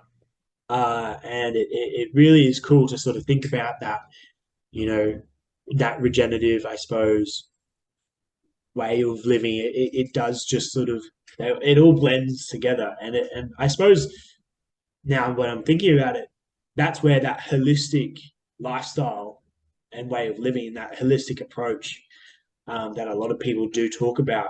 And I think it kind of holistic living has been around for such a long time, Mm-hmm. and I really see, I think, that holistic sort of word has sort of dropped off a little bit. It has been replaced with regeneration and Yep. regenerative, and it's fine. It's just like I think they mean similar things, but holistic just I feel is that circle. It's that closed loop that just brings everything together. Why regenerating everything that you're doing, soil, health, wellness, water, Yes. all of it, and that really for me, you know, when I see that and see other people's work, it just makes me, so excited for what, the younger generations, that are actually exposed to this information from their parents, what they're going to actually do in their lifetime. Because that, to me, if we can get more younger kids passionate about this stuff as they're going through their younger years, because like that's something I never really was exposed to. And if I knew and I was getting taught this stuff from a young age, even a younger age, like I really would have been at a totally different level even now at 23. So Right. if kids are actually going through the yoga, the meditation, learning about farming when they're in primary school, you know learning to grow food, store food, all the things, they're learning actually how to become financially literate. They're learning all the necessary things to live a like extremely good life and be of service to others, and so much more. Like the list is huge. Like we have a totally different world in 10 to 15 years. Yeah. Quickly. Even Exactly. even less and quickly. That's right. Yeah, it's exponential. I often will Asheville, where I live, Asheville, North Carolina, is a bubble. And the reason I Yeah. live here is because it's a bubble of organic farming, to the point where it almost gets, you no longer feel like you're innovative because everyone's doing all the cool things, but then you leave and you're like, oh no, no, there's still so much to do. Like you just leave the bubble of Asheville and you go into the Midwest or just normal farming country, and you're like, right, the vast majority of work is to be done in not little pockets, but the key is to make tons of pockets. So you're making a pocket around you. You'll hopefully make a pocket in the ashram in India. There's a pocket here. We just get decentralized pockets Yeah. everywhere. It's happening in Arkansas. It's happening, and there's plenty in Missouri. Even the Midwest, where you think the most chemical laden soils, the massive just plains and huge machines spraying everything. Even there, organic and regenerative is becoming a thing. So once it starts, and once people notice the difference to human health, um, the financial success of their business, everything, it it doesn't ever go. I've never seen it go back. Like it just makes communities more likely to thrive. So Yeah. I'm very grateful to live when I do, because it's only going forward. Like we have Yeah. massive problems in the world, but they are being slowly solved in small pockets. So Yeah. just if you're getting disheartened, and you can easily, if you look at the state of everything, like we talk about, just new chemicals being invented, and herbicide resistant weeds and anything large chemical companies are making, just focus the attention close to you. If you Mm. focus locally, you can make a huge impact. I've never seen such a massive center of organic and regenerative growth as where I live. And there's plenty of other pockets, but it's to the point where I stopped worrying about it because so many other people were speaking the language, and that will only Yeah. increase. That's why I don't really fret anymore, because what can be done is being done by the people who care, and Yeah. more and more people will start caring, and then it will only skyrocket. Yeah. Yeah. Definitely. Like, it's interesting because I feel like, where you are over there. So Asheville's on the East Coast, It West is the Coast. western part of North Carolina, so it's next to Yeah. Tennessee. It's about 5 hours, 6 hours inland from the ocean in North Carolina Yeah, on the East yeah, Coast. Yeah. the East Coast. Yeah, yeah. So I feel like Australia. If you look at Australia and then America, Yeah. I feel like it's really hard to wrap my head around a country that I've never been to. Right. And I know quite a bit about America, obviously, because it's like everyone talks about it, and it's just like. But if you look at a map and you go, okay, what's actually there? Yeah. And there's actually so much there that people don't even really realize. They go, well, what happens if you ask someone what happened? What do you think of when you think of America? Well, they think of probably New York and Los Angeles and California and Texas and Washington and Canada, and that's probably Yep. about it. Yep. You know, maybe a couple other countries as well that are there. But when I think about it, I see that, but then I've questioned it. I'm going, well, why do I only see that? Well, it's because that's what I've been conditioned to see from the movies and the media and all that sort of crap. And then I'm going, well, what's actually behind all of that? And then there's actually a huge amount of country and farmland and Yeah. so much culture and then also devastation. Yeah. And that's the harsh reality. And I think now there's a lot of people waking up to that and going, hang on a minute. We've had so much, even here in Australia, it's the same sort of story, but it's like we've had so much devastation, from the indigenous that were there to now. Like the devastation is just like I can't even comprehend, what took place here, yet alone over there on a big scale. I mean, we had I don't know what the numbers of our indigenous population were Mm. where before settlers came here, but I'd say like it'd be very similar sort of stories that happened here versus Yeah. over there. But my point is, why I'm talking about this is because if you look at the culture now, the country now, the farmland now, well, majority would be like the rest of the world, monocropped, sort of, grains, corn, soy, cattle, obviously being like one of the biggest land Mm-hmm. users. Um, I think cattle and then the grain to feed that cattle sort of like at the same sort of levels. Yep. Um, but then there's, like you said, those beacons of light, those pockets of communities that are actually moving into a regenerative sort of no chemical organic approach. And I've seen a shift in, I suppose, the people over there. And I don't know how long this has been happening, but there's been a shift, even like, the amount of people that are now talking about like you should shop over at this. I don't know what your equivalent of a health food store is over there. What would The be big your one health is food Whole store? Foods, the Yeah, Whole conglomeration that Foods. most people will know is Whole Foods. Yeah. Whole Foods, yeah. And then there's obviously all the independents Yeah. and stuff. But like even that, I've heard about how many more health food shops, Oh, yeah. like Whole Foods that are just popping up now because there's such a big push for that sort of demographic and market over there. Yes. And it's surprising because I'm just like, hang on a second. What we're conditioned and I suppose taught is how unhealthy people are over there in America. And it's like even here in Australia, it's the exact same. We have a huge population of people that are actually just living the generic conventional Australian lifestyle, right? So how do we? So the reason my point here is like how do we bridge the gap between, I suppose, the conventional way of living, that capsule that everyone lives in, and then move them across? And that's the question that I've been basically thinking about and pondering on for a while. Is like how do we bridge the gap from those people to where I suppose we're sort of operating at. And I sort of looked at that journey. I looked at my own journey. I went, Mm-hmm. the time that it takes for some people, it's like overnight Yep. that it can happen. Some people it takes like 20 years. Yep. And it's the same thing when we're talking to farmers about this water.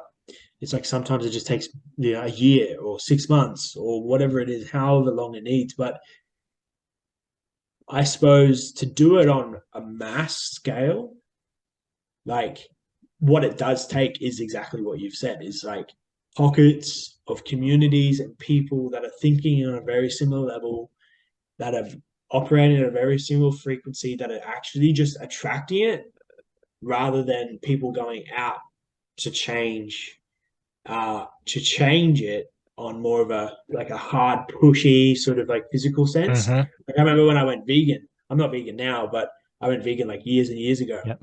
And I was like, I need to change the world and Right. make everyone vegan. And I was doing the activism thing and all that sort of stuff. And I can't like I see that that's not the approach. Like it's good to be an activist and talk and all that sort of stuff. But if you change everything within your internal life that you have control over, change everything that you have control over, and then you just interact in the world as a thriving human being that inspires change in others, well, that's going to be a greater ripple effect than you going out on the streets and holding up a sign and promoting something that you care about. Yeah, and spoke right to me. Yeah. And that's the approach that I'm now realizing that we all need to adopt. That's the big one. The sweeping changes. Yeah. So I went vegan and farming at the exact same time. I think that happens more frequently than we think. It's kind of the ideology meshes, and then you're like, oh, maybe this isn't the most sustainable thing. But as far as the how do we change it thing, incredibly small changes magnified over a large number of people for things they'll actually do. I had one friend, I was growing microgreens with him, and his son was the most picky eater, lived on Oreos. But for some reason, he liked the crunch of red acre cabbage microgreens.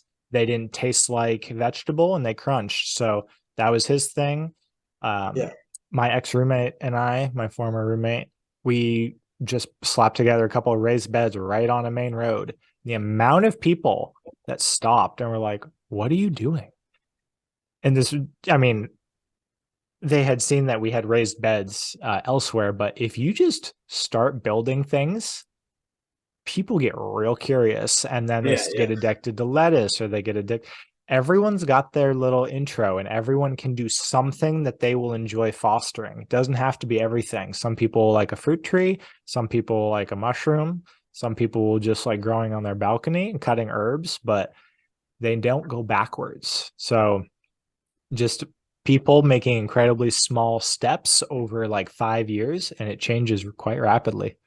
Yeah, that's it. Definitely. It really, like, I suppose that's, if I look at my journey, I feel like that's exactly what's happened. It's like, okay, this thing now comes in, this thing comes in now. And now I'm at a point where I've evolved so much. So now everything that does come in now is me just tweaking and refining and changing. And I suppose like not drinking tap water for someone. And moving to another water source, whether that would be spring water or, electrolyzed reduced water, Kangen water, that's a big deal. For them. And when they feel the difference in what happens in their body, it's so clear. Like, it's just so clear, especially if they're drinking tap water. Like, I was drinking spring water prior to getting on to Kangen. And the difference even between spring water and that, like drinking Kangen, was just like huge, even just with drinking spring water. So I can't imagine someone who's drinking tap water and they've been drinking that their whole life. Like, I don't think I've had anyone buy a machine from me who has been doing that. I think they've all come from like rainwater or filtering tap water in some way, and they're just looking for the best thing after that. I ask people that question because I do a ton of water sharing. I just met a friend who I hadn't seen since high school, just randomly high school in a completely different state. He just showed up down here from massage school. That was weird, but I invited him over and gave him some water. And if someone isn't used to drinking spring water or something with a lot of minerals in it, or just general clean water, I won't give them the 9.5. No, because it might start a detox process, because there's so much molecular hydrogen, and they might just not be used to it based off of where they're coming from. Now, if they have some sort of filtration, fine. But if they're coming from tap water, I'll give them like an 8.5, just a lower dose to be like, let's see Yeah. how you feel with this. Yeah. Because, yeah, I mean, if you put someone on like a juice cleanse after going from fast food, it's Yeah. going to be an interesting couple of days. Yeah. Their body is going to process a Yeah. lot of things very quickly. Yeah. Yeah. Yeah, so same exact thing. Yeah, it's meeting people at their where they're at is imperative. Yeah. And and I feel as if that's something I see a lot of people do miss. Even myself, when I first started uh, doing what I'm doing now and really going on this journey, is that I was missing that key component, and I Yeah. wasn't seeing where that person was actually at in their life, and then actually speaking to that and relating to that, because I was just too excited and I was getting too caught up in the excitement of what there is here and the potential here. And now it's like, okay, that's settled a bit. I mean, I'm not rushing anymore because I know that this is my life. I have so 23 now. You know, I'm hoping that given the world circumstances and my health, you know, I live to over 100. I've got the genes, so Yeah. There you go. so like 70 something years of just dedication to this journey. And that's a thing. Actually, a friend of mine, a lot of people know him here in Australia. His name's Mason Taylor. Mhm. He created Super Feast. It's a mushroom, like medicinal mushroom brand that basically you can have like lion's mane and reishi and stuff like that. Anyway, he actually talks about this quite a bit, and it for me it's always stuck because it's so true. But it's that the concept of being like this rocking, just thriving like elder in your 80s and 90s, and Yeah. if you get to your hundreds, great, your hundreds. And I think that concept is something that's always stuck. And that's what I want to be doing. I want to be this elder in my older years. That's still like my great grandpa. He's 96, Nice. 94. He's still in the garden every day. Yeah. You know, Oh, still in the that's garden why he's every day. 94 and able to do Yeah, that. Yeah. yeah, that's it. And he's connecting. He's earthing. He's growing his own food. He's getting a lot slower. Like he's definitely, the last sort of year, 2 years, he's definitely like I've noticed a huge shift. I only just saw him a few weeks ago for the first time in about 4 years, actually.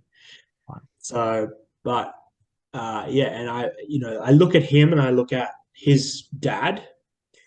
His dad lived to no, this is his brother. Sorry, my great uncle. Mhm. His brother lived to 106, and his thing was fasting. Yeah. Oh, yeah. Yeah, and eating his own food and fasting, and that was his thing.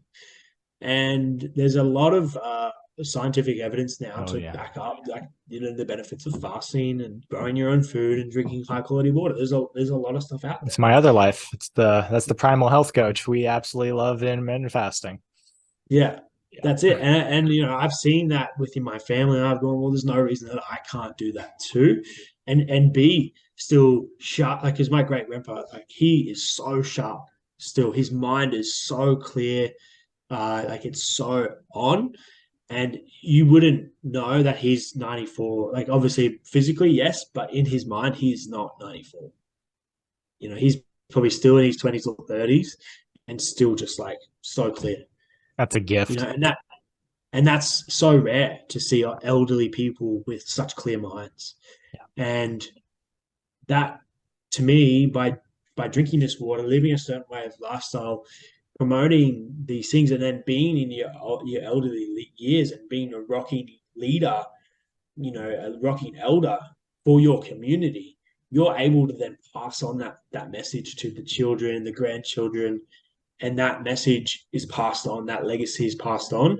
Because the last thing I want to be, in my 80s and 90s is this shriveled up old prune that's Right. not able to do anything, Yeah.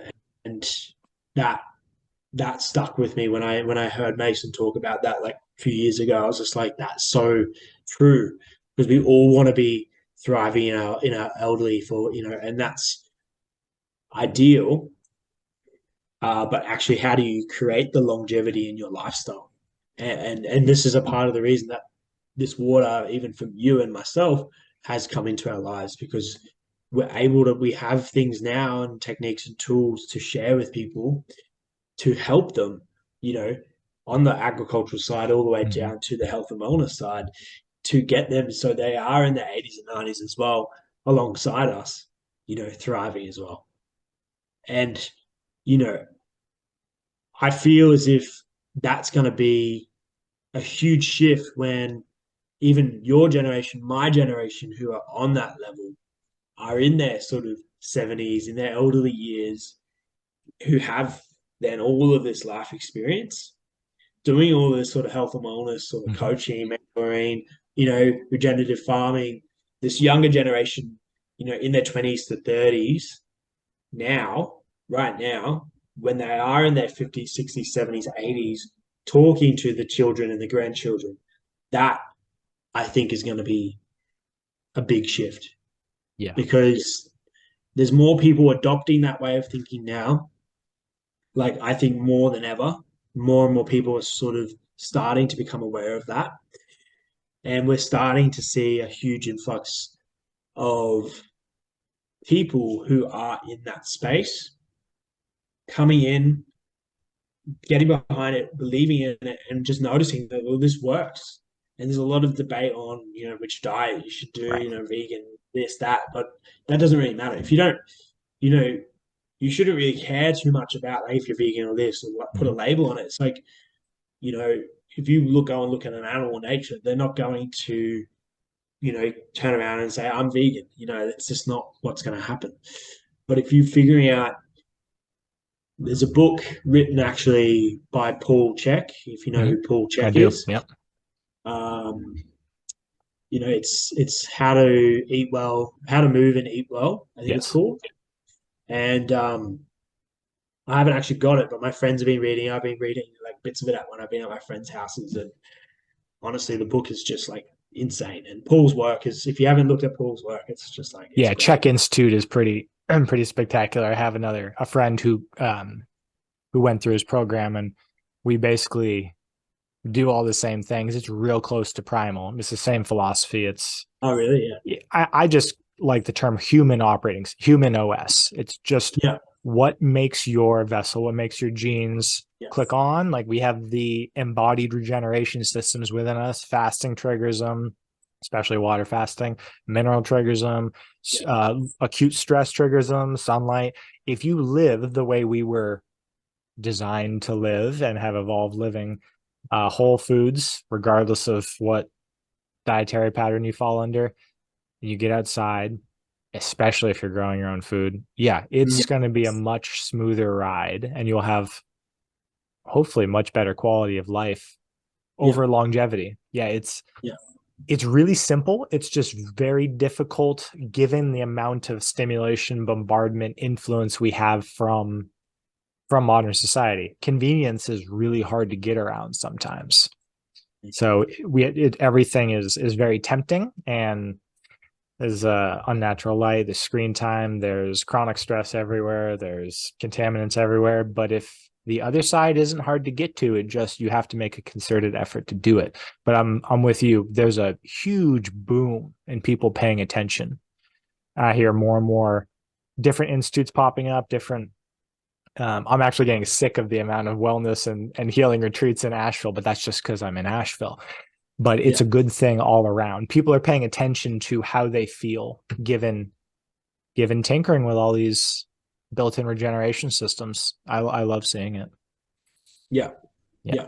Yeah. We have that sort of influx of information coming in, and even here where I am, same thing. We have such, you know, so many like meditation Yeah. retreats, this retreat, health retreat, wellness retreat, this, like, you know, yoga center. It's like everywhere here, and it's so great, because when I actually look at the population that is here, we've had a lot of people from the cities down south, so Sydney, Melbourne, all move up to the Sunshine Coast. Yeah. And basically, there's been a big influx of people coming and buy property. And then what happened because of that is all of those people come and buy land and property, or the market's gone up. That's a whole other story. Yeah. But then those people wanted to grow food, but they have no idea. They're Yeah. not farming. Right. So then what happened was that people that I'm networked with, we just saw all of these sort of people with money come in and say, "Hey, I want to do something. Can you help me?" So then all of a sudden we're out there setting up syntropics and Yeah. regenerative farming properties, and then teaching them how to actually do it. And then all of a sudden it's like, because of their network and their families, their friends, it's influencing them into the mainstream society and then getting that out there more. And I think with the addition of like Paul Stammen's work, Hmm. Zach Bush, Hmm. Paul Check, some of these people that, it's getting into mainstream, Yes. and the idea of this health and wellness, this regenerative approach, it's like the voice is being heard now, and we are starting to see a shift. I don't know how long it's going to take until we do see like a mass sort of adoption of this. But even here in Australia, we just had on a side note, like we just had like MDMA and psilocybin approved for Oh, clinical use yeah. in a psychology setting. You've heard of MAPS here, MAPS. Yeah, Yeah, so similar. So yeah, they're thankfully information travels very quickly. So what happens is no longer isolated. If it happens in one place, especially the Western world, then it only takes one proof of concept for another behemoth to yeah, or regulators to be like, okay, maybe this is a thing now. Yeah, yeah, I think within 5 years we won't it won't be the same world that we're living in for better or for worse, but I think it's going to happen quicker and quicker and quicker. I think we hit an inflection point a couple years ago where I'm people who I talk to, just friends who don't pay attention to any of this, will ask me questions, and they're a good barometer for what's making it in the mainstream. Well, they'll just be like, "Hey, what about this like time restricted feeding or intermittent fasting thing?" Or if someone mentions like red light therapy or oh, is it bad for me to have blue lights on? And be like, okay, this is what's hitting mainstream. This is good. yeah, Yeah, yeah. these are This all is good. good Yeah, things. Yeah. yeah. Well, like even the simple thing of like EMF, Oh yeah. in your homes, Yeah. and or even like another simple thing is it's like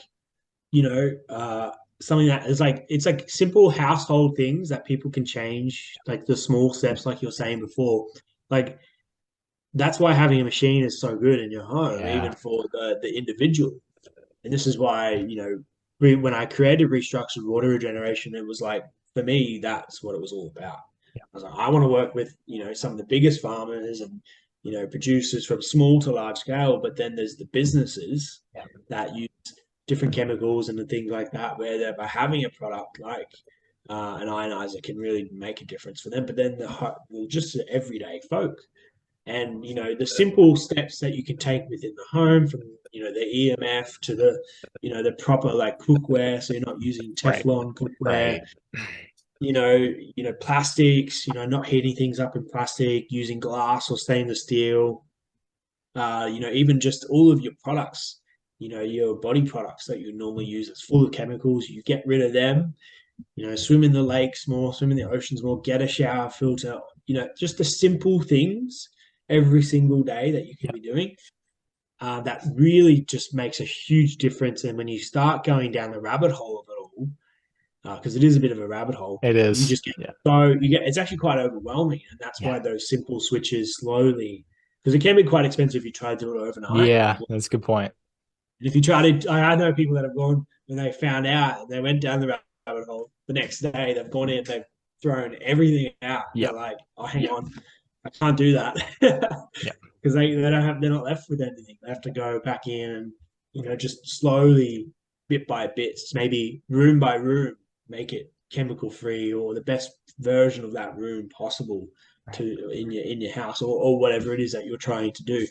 So then it's like sort of what's the word? It's like it's as low toxic as possible, zero Yes. toxic as possible, no chemicals, or whatever the goal that you're looking for. And that stuff is what like really inspired me to create a vessel that I can use and share this information with, because people are listening, people are looking for this information, and it's like, well, what can we actually do every single day? Well, have a bit of a read about certain things, go in, actually action it, execute the thing, and then change it. Yep. And within your own life, experience it, and then if it resonates with you and you want to share it with your family, we'll share it with your family first, then your friends, and then the greater community, and everybody does the same thing. Well, then that ripple effect goes out into thousands, millions, millions of people very quickly as well. Like here in Australia, I think I actually got updated on our population here. We've got like 25 million people now Mm-hmm. in Australia. I always thought it was like 22, 21, something like that. But then someone said to me the other day, it's like going up to 25. I was like, but in comparison to other countries, it's so small. I was gonna say Mexico City has more people than the entire landmass of Australia. That's hilarious. Yeah, I know. And it's like even Germany or something, or one of those European countries Yep. has way more people than we do here. And it's crazy to me to think that because we have so much land here, but like everyone's sort of congregated in very small spaces, like the rest of the world. But we do have so much land here where people can spread out and go off grid and regenerate land and start food preservation and making and producing everything and not relying on the system. And that's a goal I think that we all should have on some level, whether that's within a village or just within our internal family. Yeah. And it's that something restructured water generation for me within that model within my vessel is this village mindset, that community mindset. I sort of moved away from the reason I used village as the word is because I moved away from using community because again it's like a pop word, a bit like Yeah, regeneration. I know. It got really popular. I was like, what's another word for community? Oh, the village. And the village was what I'm looking to create, and that's where there's this, I suppose, this uh, really big passion around people, and because we need the people Yeah. to do these things. It's like the people are what the center of it all really is. There's too many skills needed. There's too many pieces of expertise. I mean, it takes a lot to run like we don't necessarily need to go back to everyone farmsteading, but to Yeah, have the level of like civilization and ease of use that we're used to while eliminating all of the harsh practices that mm-hmm. industrial society has given us takes a lot of people and a lot of skill and a lot of time. So it Yeah, does take an equal amount of people with very specialized knowledge. Be nice if everyone grew a little food. That way it didn't have to fall on any one person. But yeah, it takes a lot of people to make things run smooth. I think 150 is the sweet spot. That's Dunbar's number. It's the amount of people who you can actually know, I think. yeah, I think that's a village size. yeah. Yeah. There you go. 150. That's a good. It's a good number. Yeah. Great. Something that just came to mind. I was listening to this. I think Napoleon. Do you know Napoleon Hill, the Oh yeah. author? Mm-hmm. Yeah. Uh so he actually spoke about this in his book Think and Grow Rich. Yeah. But it was this sort of idea. If you take a second to just sit and think about, the average breakfast, I suppose that the normal person would eat, uh, whether it be here in Australia or America. So maybe that looks like some toast, some eggs, some bacon, Yeah. tomatoes, maybe some other produce, butter, and maybe some milk or You something. definitely got a British breakfast there.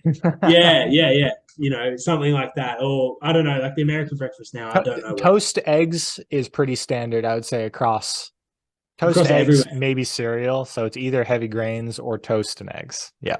Yeah, It's pretty standard. yeah, it's pretty standard. Yeah, but if you say you have that breakfast, a plate in front of you, eggs, bacon, tomatoes, Mhm. butter, maybe a sausage or something. I don't Yeah. know. You got something like that on your plate. You take a second to actually go, where did all of this actually come from, Oh yeah. and how many people did it actually take to get all of this food to my plate if you didn't do any of it yourself?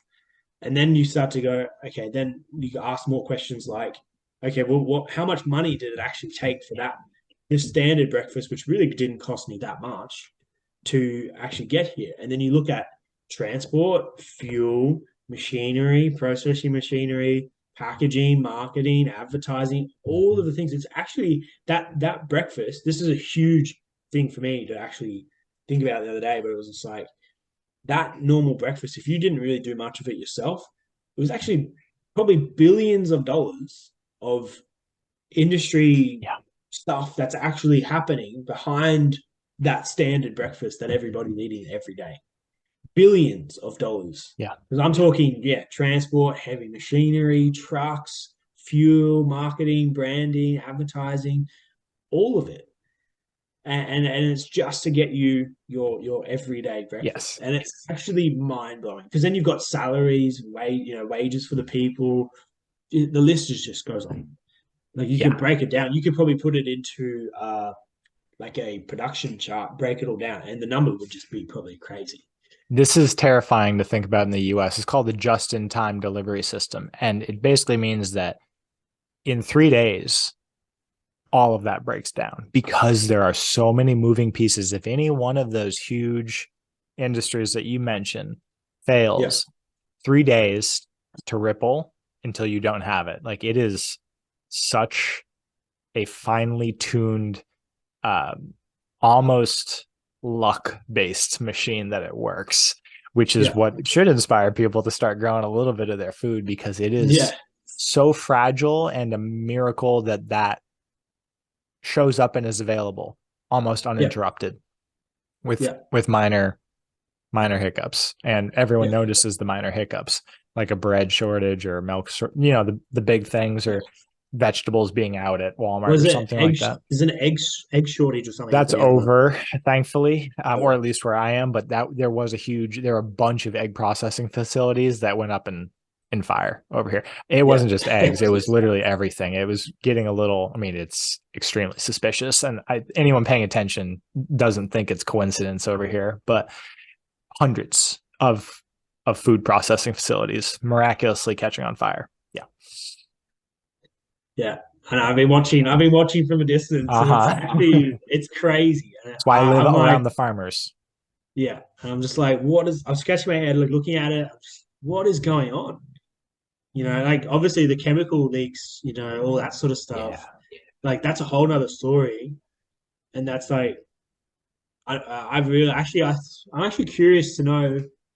We haven't actually spoken about this, but now that I actually brought that up, what do you think is the effect that these chemical exposures and leaks are actually going to have on the farmers in the areas We're where seeing these them things already. happen? Yeah. Vinyl Well, I mean, chloride I look. specifically. The Yeah. Well, when Ohio I River look Valley contaminates with everything everything, in the southeast and it runs into the Mississippi. yeah, So any of the southern US down from the Ohio River Valley has at least 5 major, not new, but new to those water systems, contaminants in them. I think a couple of them are degradable, and there's some mushrooms that will either break down or bioaccumulate them. I don't know in that scale though. And it wasn't just Ohio, it was in Texas, it was in the Carolinas. They were all over the place. So they are 100% in the water supply. I'm sure nature has a way to break them down slowly, as in they're going to persist for a while. But I thought that about glyphosate, and it persists. Nothing breaks it down. So well, there's the we gave a, term. It's like forever chemical. I know, yeah, PFOAs and Yeah, C8 and all that. We gave a number. The Appalachian Water Collective, my other group, gave a presentation after the first explosion happened with like, these aren't going away anytime soon. Look for these certifications on your water filters to make sure you're getting this level of contaminant out.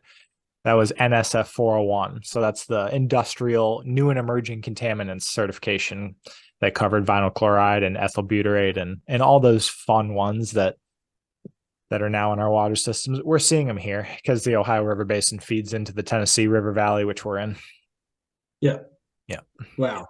Yep. And like that to me is like, why is no one like? I know people are talking about it, obviously, because it's in your face and it's kind of like you can't ignore it. But why is it not more sort of spoken about, and why are people not fully I suppose it's hard to say because I don't know who's out there, basically trying to stop this from happening and to try and because the issue now is like, well, there's all of these chemicals being exposed, to the farmers, the farmlands, the rivers, the people. Yeah. But it's like how I almost like think about this as like that it's almost like you're under attack from you're like from basically you're under attack from yourself Yeah. within the country. And it's like when I was first looking into it all a few months ago, I was just sort of really shocked because I've seen stuff like this happen before, but it's only been on like sort of odd Yeah. occasions and it wasn't so close together. But then all of a sudden this year has just been like one thing after the It's an next onslaught. Yeah, onslaught. that's why it was not like, I don't know if anyone thought they were coincidences. It was in such a short period of time on top of all of the other food facility destructions. This year has definitely been, like, for anyone paying attention, like a hurry up and build parallel systems year. Yeah. Because I mean, the other systems are already so fragile.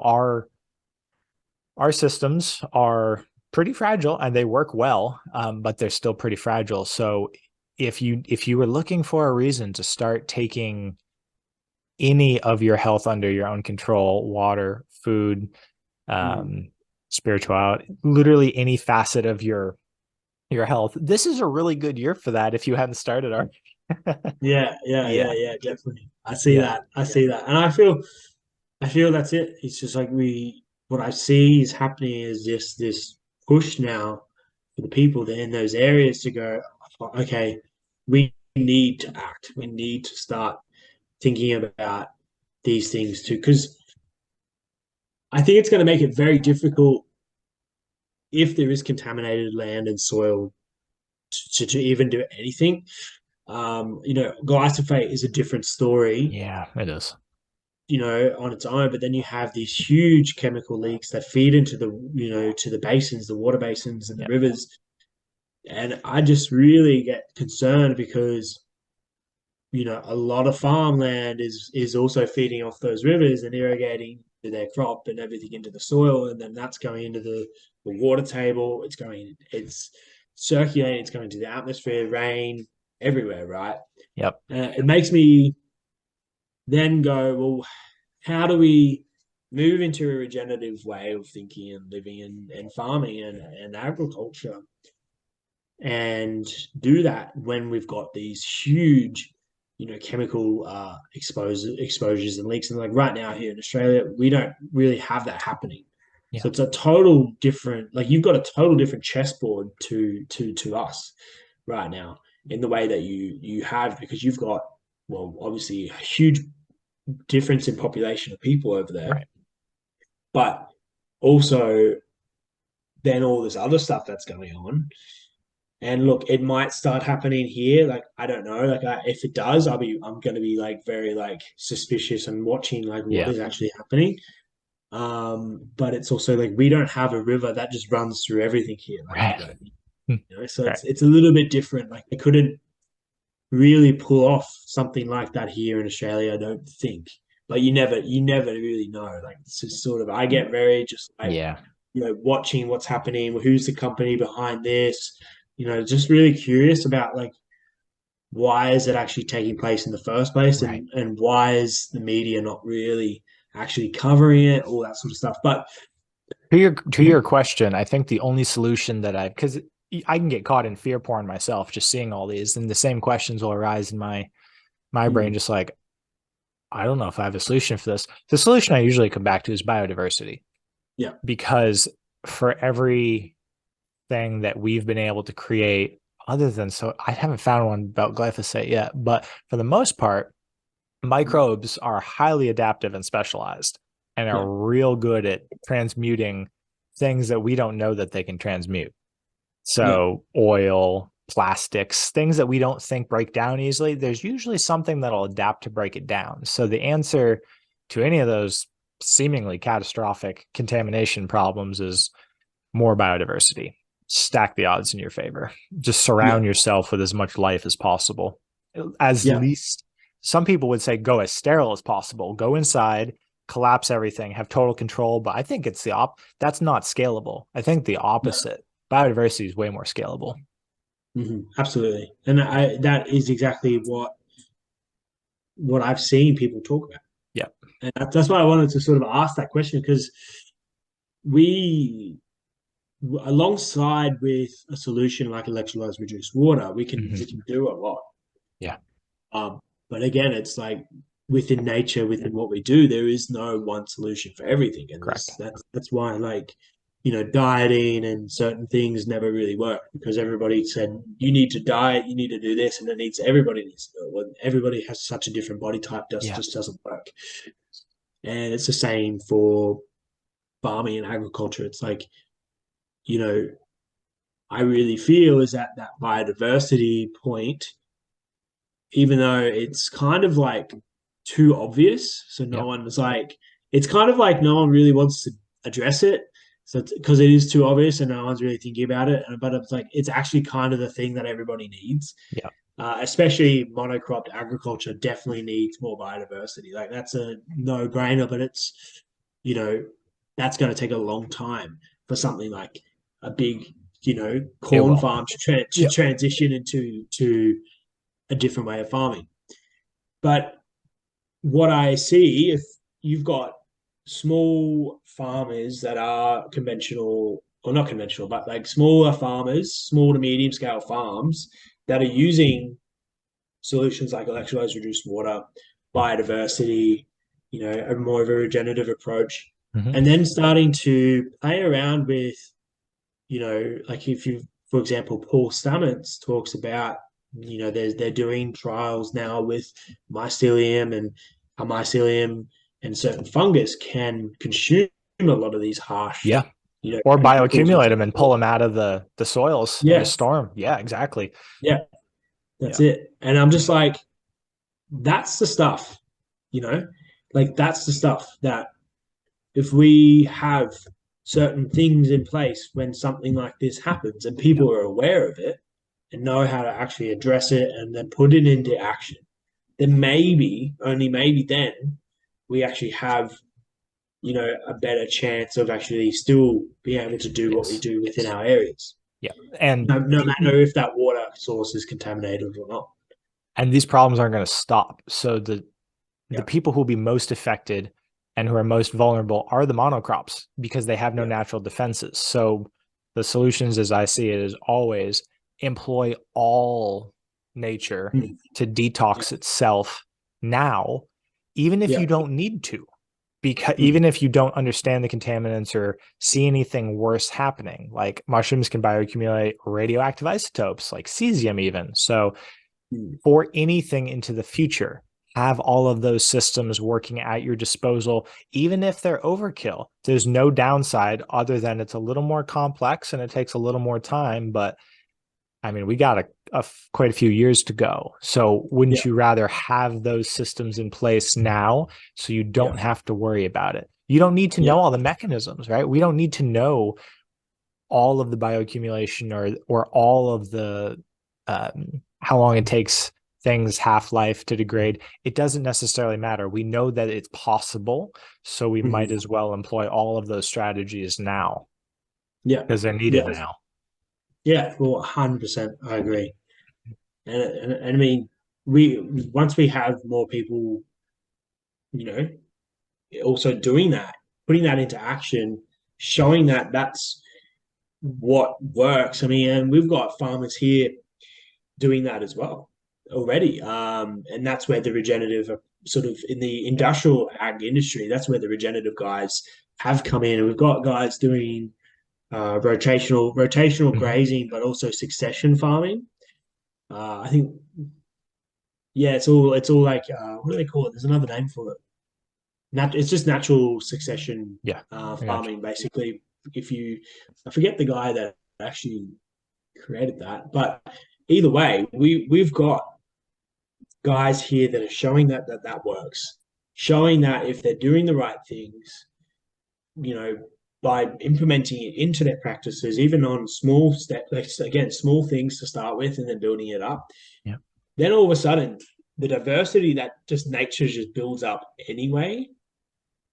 So if you've got cattle and you're doing rotational grazing in the right way with cattle, like cows or whatever cattle that you want to actually have on your land, nature, the seeds that are stored in the soil that actually then come up and that are allowed to come up because the time is right for them, the diversity that then nature actually provides you with Yep. is actually just mind blowing to watch that actually start to happen on a pasture of land. And you're just sort of looking at it, hang on a second, by just mixing up the way that the cattle are moved around the property and then doing a few biodynamic preparations around the property as well, adding a bit more sort of, just sort of seed into the mix, and then you just sort of watch it and just watch the whole landscape just, sequester so much more carbon, actually able to absorb so much more moisture. And then you've got such a beautiful mix of like a bacteria, sort of mycelium fungal dominant soil Mm-hmm. that you could go in and just put your hand into it and dig up, Yeah. soil. And it's just so rich and dark and full of carbon and life. And it's actually mind blowing how quickly that can take place. Like within the year of you starting to do that, you can see a significant difference from when you started.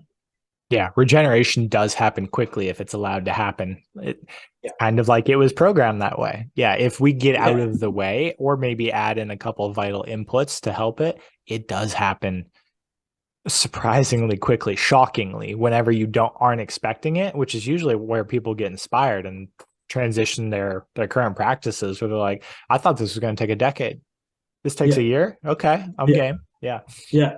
Yeah. Yeah. That's it. When you see the time differences, when you go, oh, yeah, you think it's going to take a lot longer, and it's like, I actually feel like that maybe comes from this idea of like the end goal, what they're maybe thinking about is that end goal of seeing a system or a certain piece of land at the end goal, and that being 5 years. Yeah. Like having a food forest. Okay, well, the full succession of a food forest usually is 5 to 10 years. Right. Usually 5 to 7 years is when I see food forests really just become their own living Mm-hmm. sort of thing, and there's very little management at all. Like 5% of your time every year probably goes into actually putting time into managing Right. the system. But the first few years, that first sort of, that first year that you go and set up a food forest or syntropic tree row system, you know, the difference just even in 6 months from when you started, like, and I've sort of done this over a few of the systems I've set up. I've gone in there 6 months later from when we planted it. You couldn't even get a shovel into the Yeah. soil in some of the spots, and then just in 6 months, the difference. You dig like sort of 15 centimeters down with your hand, open it up, and it's just full of life. And every time you dig, wherever you go within the system, there's usually 10 worms, 15 worms, and it's just like you do it right from the start, and it just the difference in a year is just compared to when you started is just crazy. And if that doesn't inspire you to keep going and help others to understand that that's the power that you're working with in nature, and you let nature really do its thing, like you said, get out of the way, it's just like it is kind of like a miracle in a Yeah. way, Yeah. and it really is that, just like, oh my gosh, we can really do things when we work with nature at such a fast rate, and you just watch it explode, and it's amazing. Yeah. Our timelines are made up. The Yeah, time almost doesn't exist when you're yeah, working with those forces. Yeah. yeah. I am Definitely. running short on Time. time. Could you let people know where to find you if you're taking Hmm. any snapshots, any social media, website, or anything like that? Hmm. Yeah, absolutely. So the main two places you can find me is just my personal Instagram, so AJ Olsen, or AJ underscore Olsen one, and then Restructured Water Regeneration. So I think it's RWR underscore Restructured Water Regeneration is the Instagram handle But if you search up restructured water regeneration, Yeah. it'll come up. I'll put it in the show notes. Yeah. Yeah, we're gonna have to do a They're the part main 2. two places. Yeah, we can talk forever about all of these, Yeah. so we're gonna have to do another one. Yeah, definitely. That was awesome. Anything Always you want down to? Would you like to leave people with anything in closing?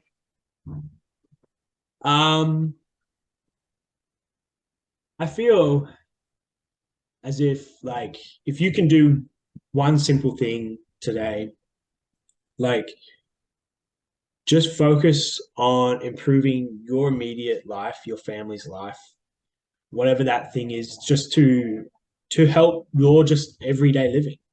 Because if you feel better within yourself, like this is something that my mind when I shifted my mindset around this, if you can do one thing to improve your health, your wealth, just in every aspect of your life, you're going to feel better for it. And that feeling is just going to be enough for you to go out and help others also feel that. So if you can focus on making yourself feel better every single day and thriving and just being at that level of just optimal health and living, then you naturally want to be of service and help people because you're just feeling so great. And when you see people not in that level, on that state, it actually, like I see it now in myself and I go, that person's not doing that. I can't really change them, but I can be in their life to inspire change. Yeah.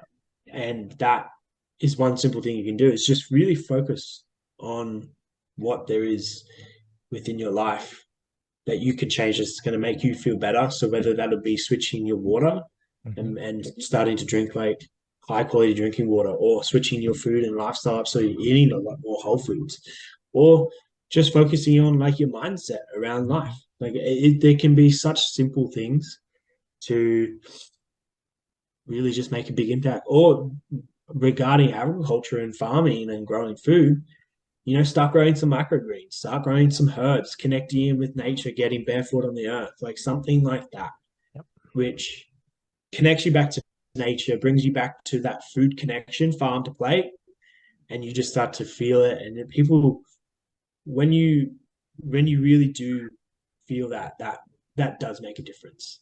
And when you share it with someone else and you're like, hey, I just baked this loaf of sourdough bread from like wheat my brother grew from this area or something, you know, people just go, whoa, like, what do you mean? Like, it's just that the excitement and the stoke just literally is so real. And it's like innate. It's within us to get hyped about like food and healthy living. And it's actually programmed in us in a way. It's in our nature to live certain ways within nature, and it's nature is bringing us back, and that is why like I even started Restructured Water Regeneration, and it's why we're here chatting now. You know, it's because nature is bringing us back and wanting us to share this message with the rest of the world. You know, so I don't know how many people are going to listen to this conversation, but if you stay to the end, I really this was a long one, but it was a good it's one. A long one. And it's a call to return to origin. So I really appreciate your time, AJ. No worries. Thank you for your time as well, brother. Oh yeah, we'll post any projects that we're doing, and if anyone got inspired, reach out to either one of us. We just love to talk about it, as I do, especially. I just love talking about people getting ideas. So we are here for the long game. Yeah. Thanks, AJ. Absolutely. No worries, brother. Appreciate your time, eh? Thanks for sticking through to the end, everyone. That was a little bit of a long one, but whenever you meet someone who shares so much passion in common with you for just rebuilding life support systems, who sees that vision for what it could be in a decade if you just keep moving, it's hard to stop. So we touched on water filtration, on ionization, on syntropics, agroforestry, permaculture, microgreens, human health, mindset, all of that. If you'd like any more information on how to transform your water, what all of our water groups utilize for filtration and ionization, and everything that you can do with those machines, that'll be below. If you'd like to connect with myself or AJ, our social media and emails will be below as well. And we're in this for the long game, so we thank you for coming along for the ride.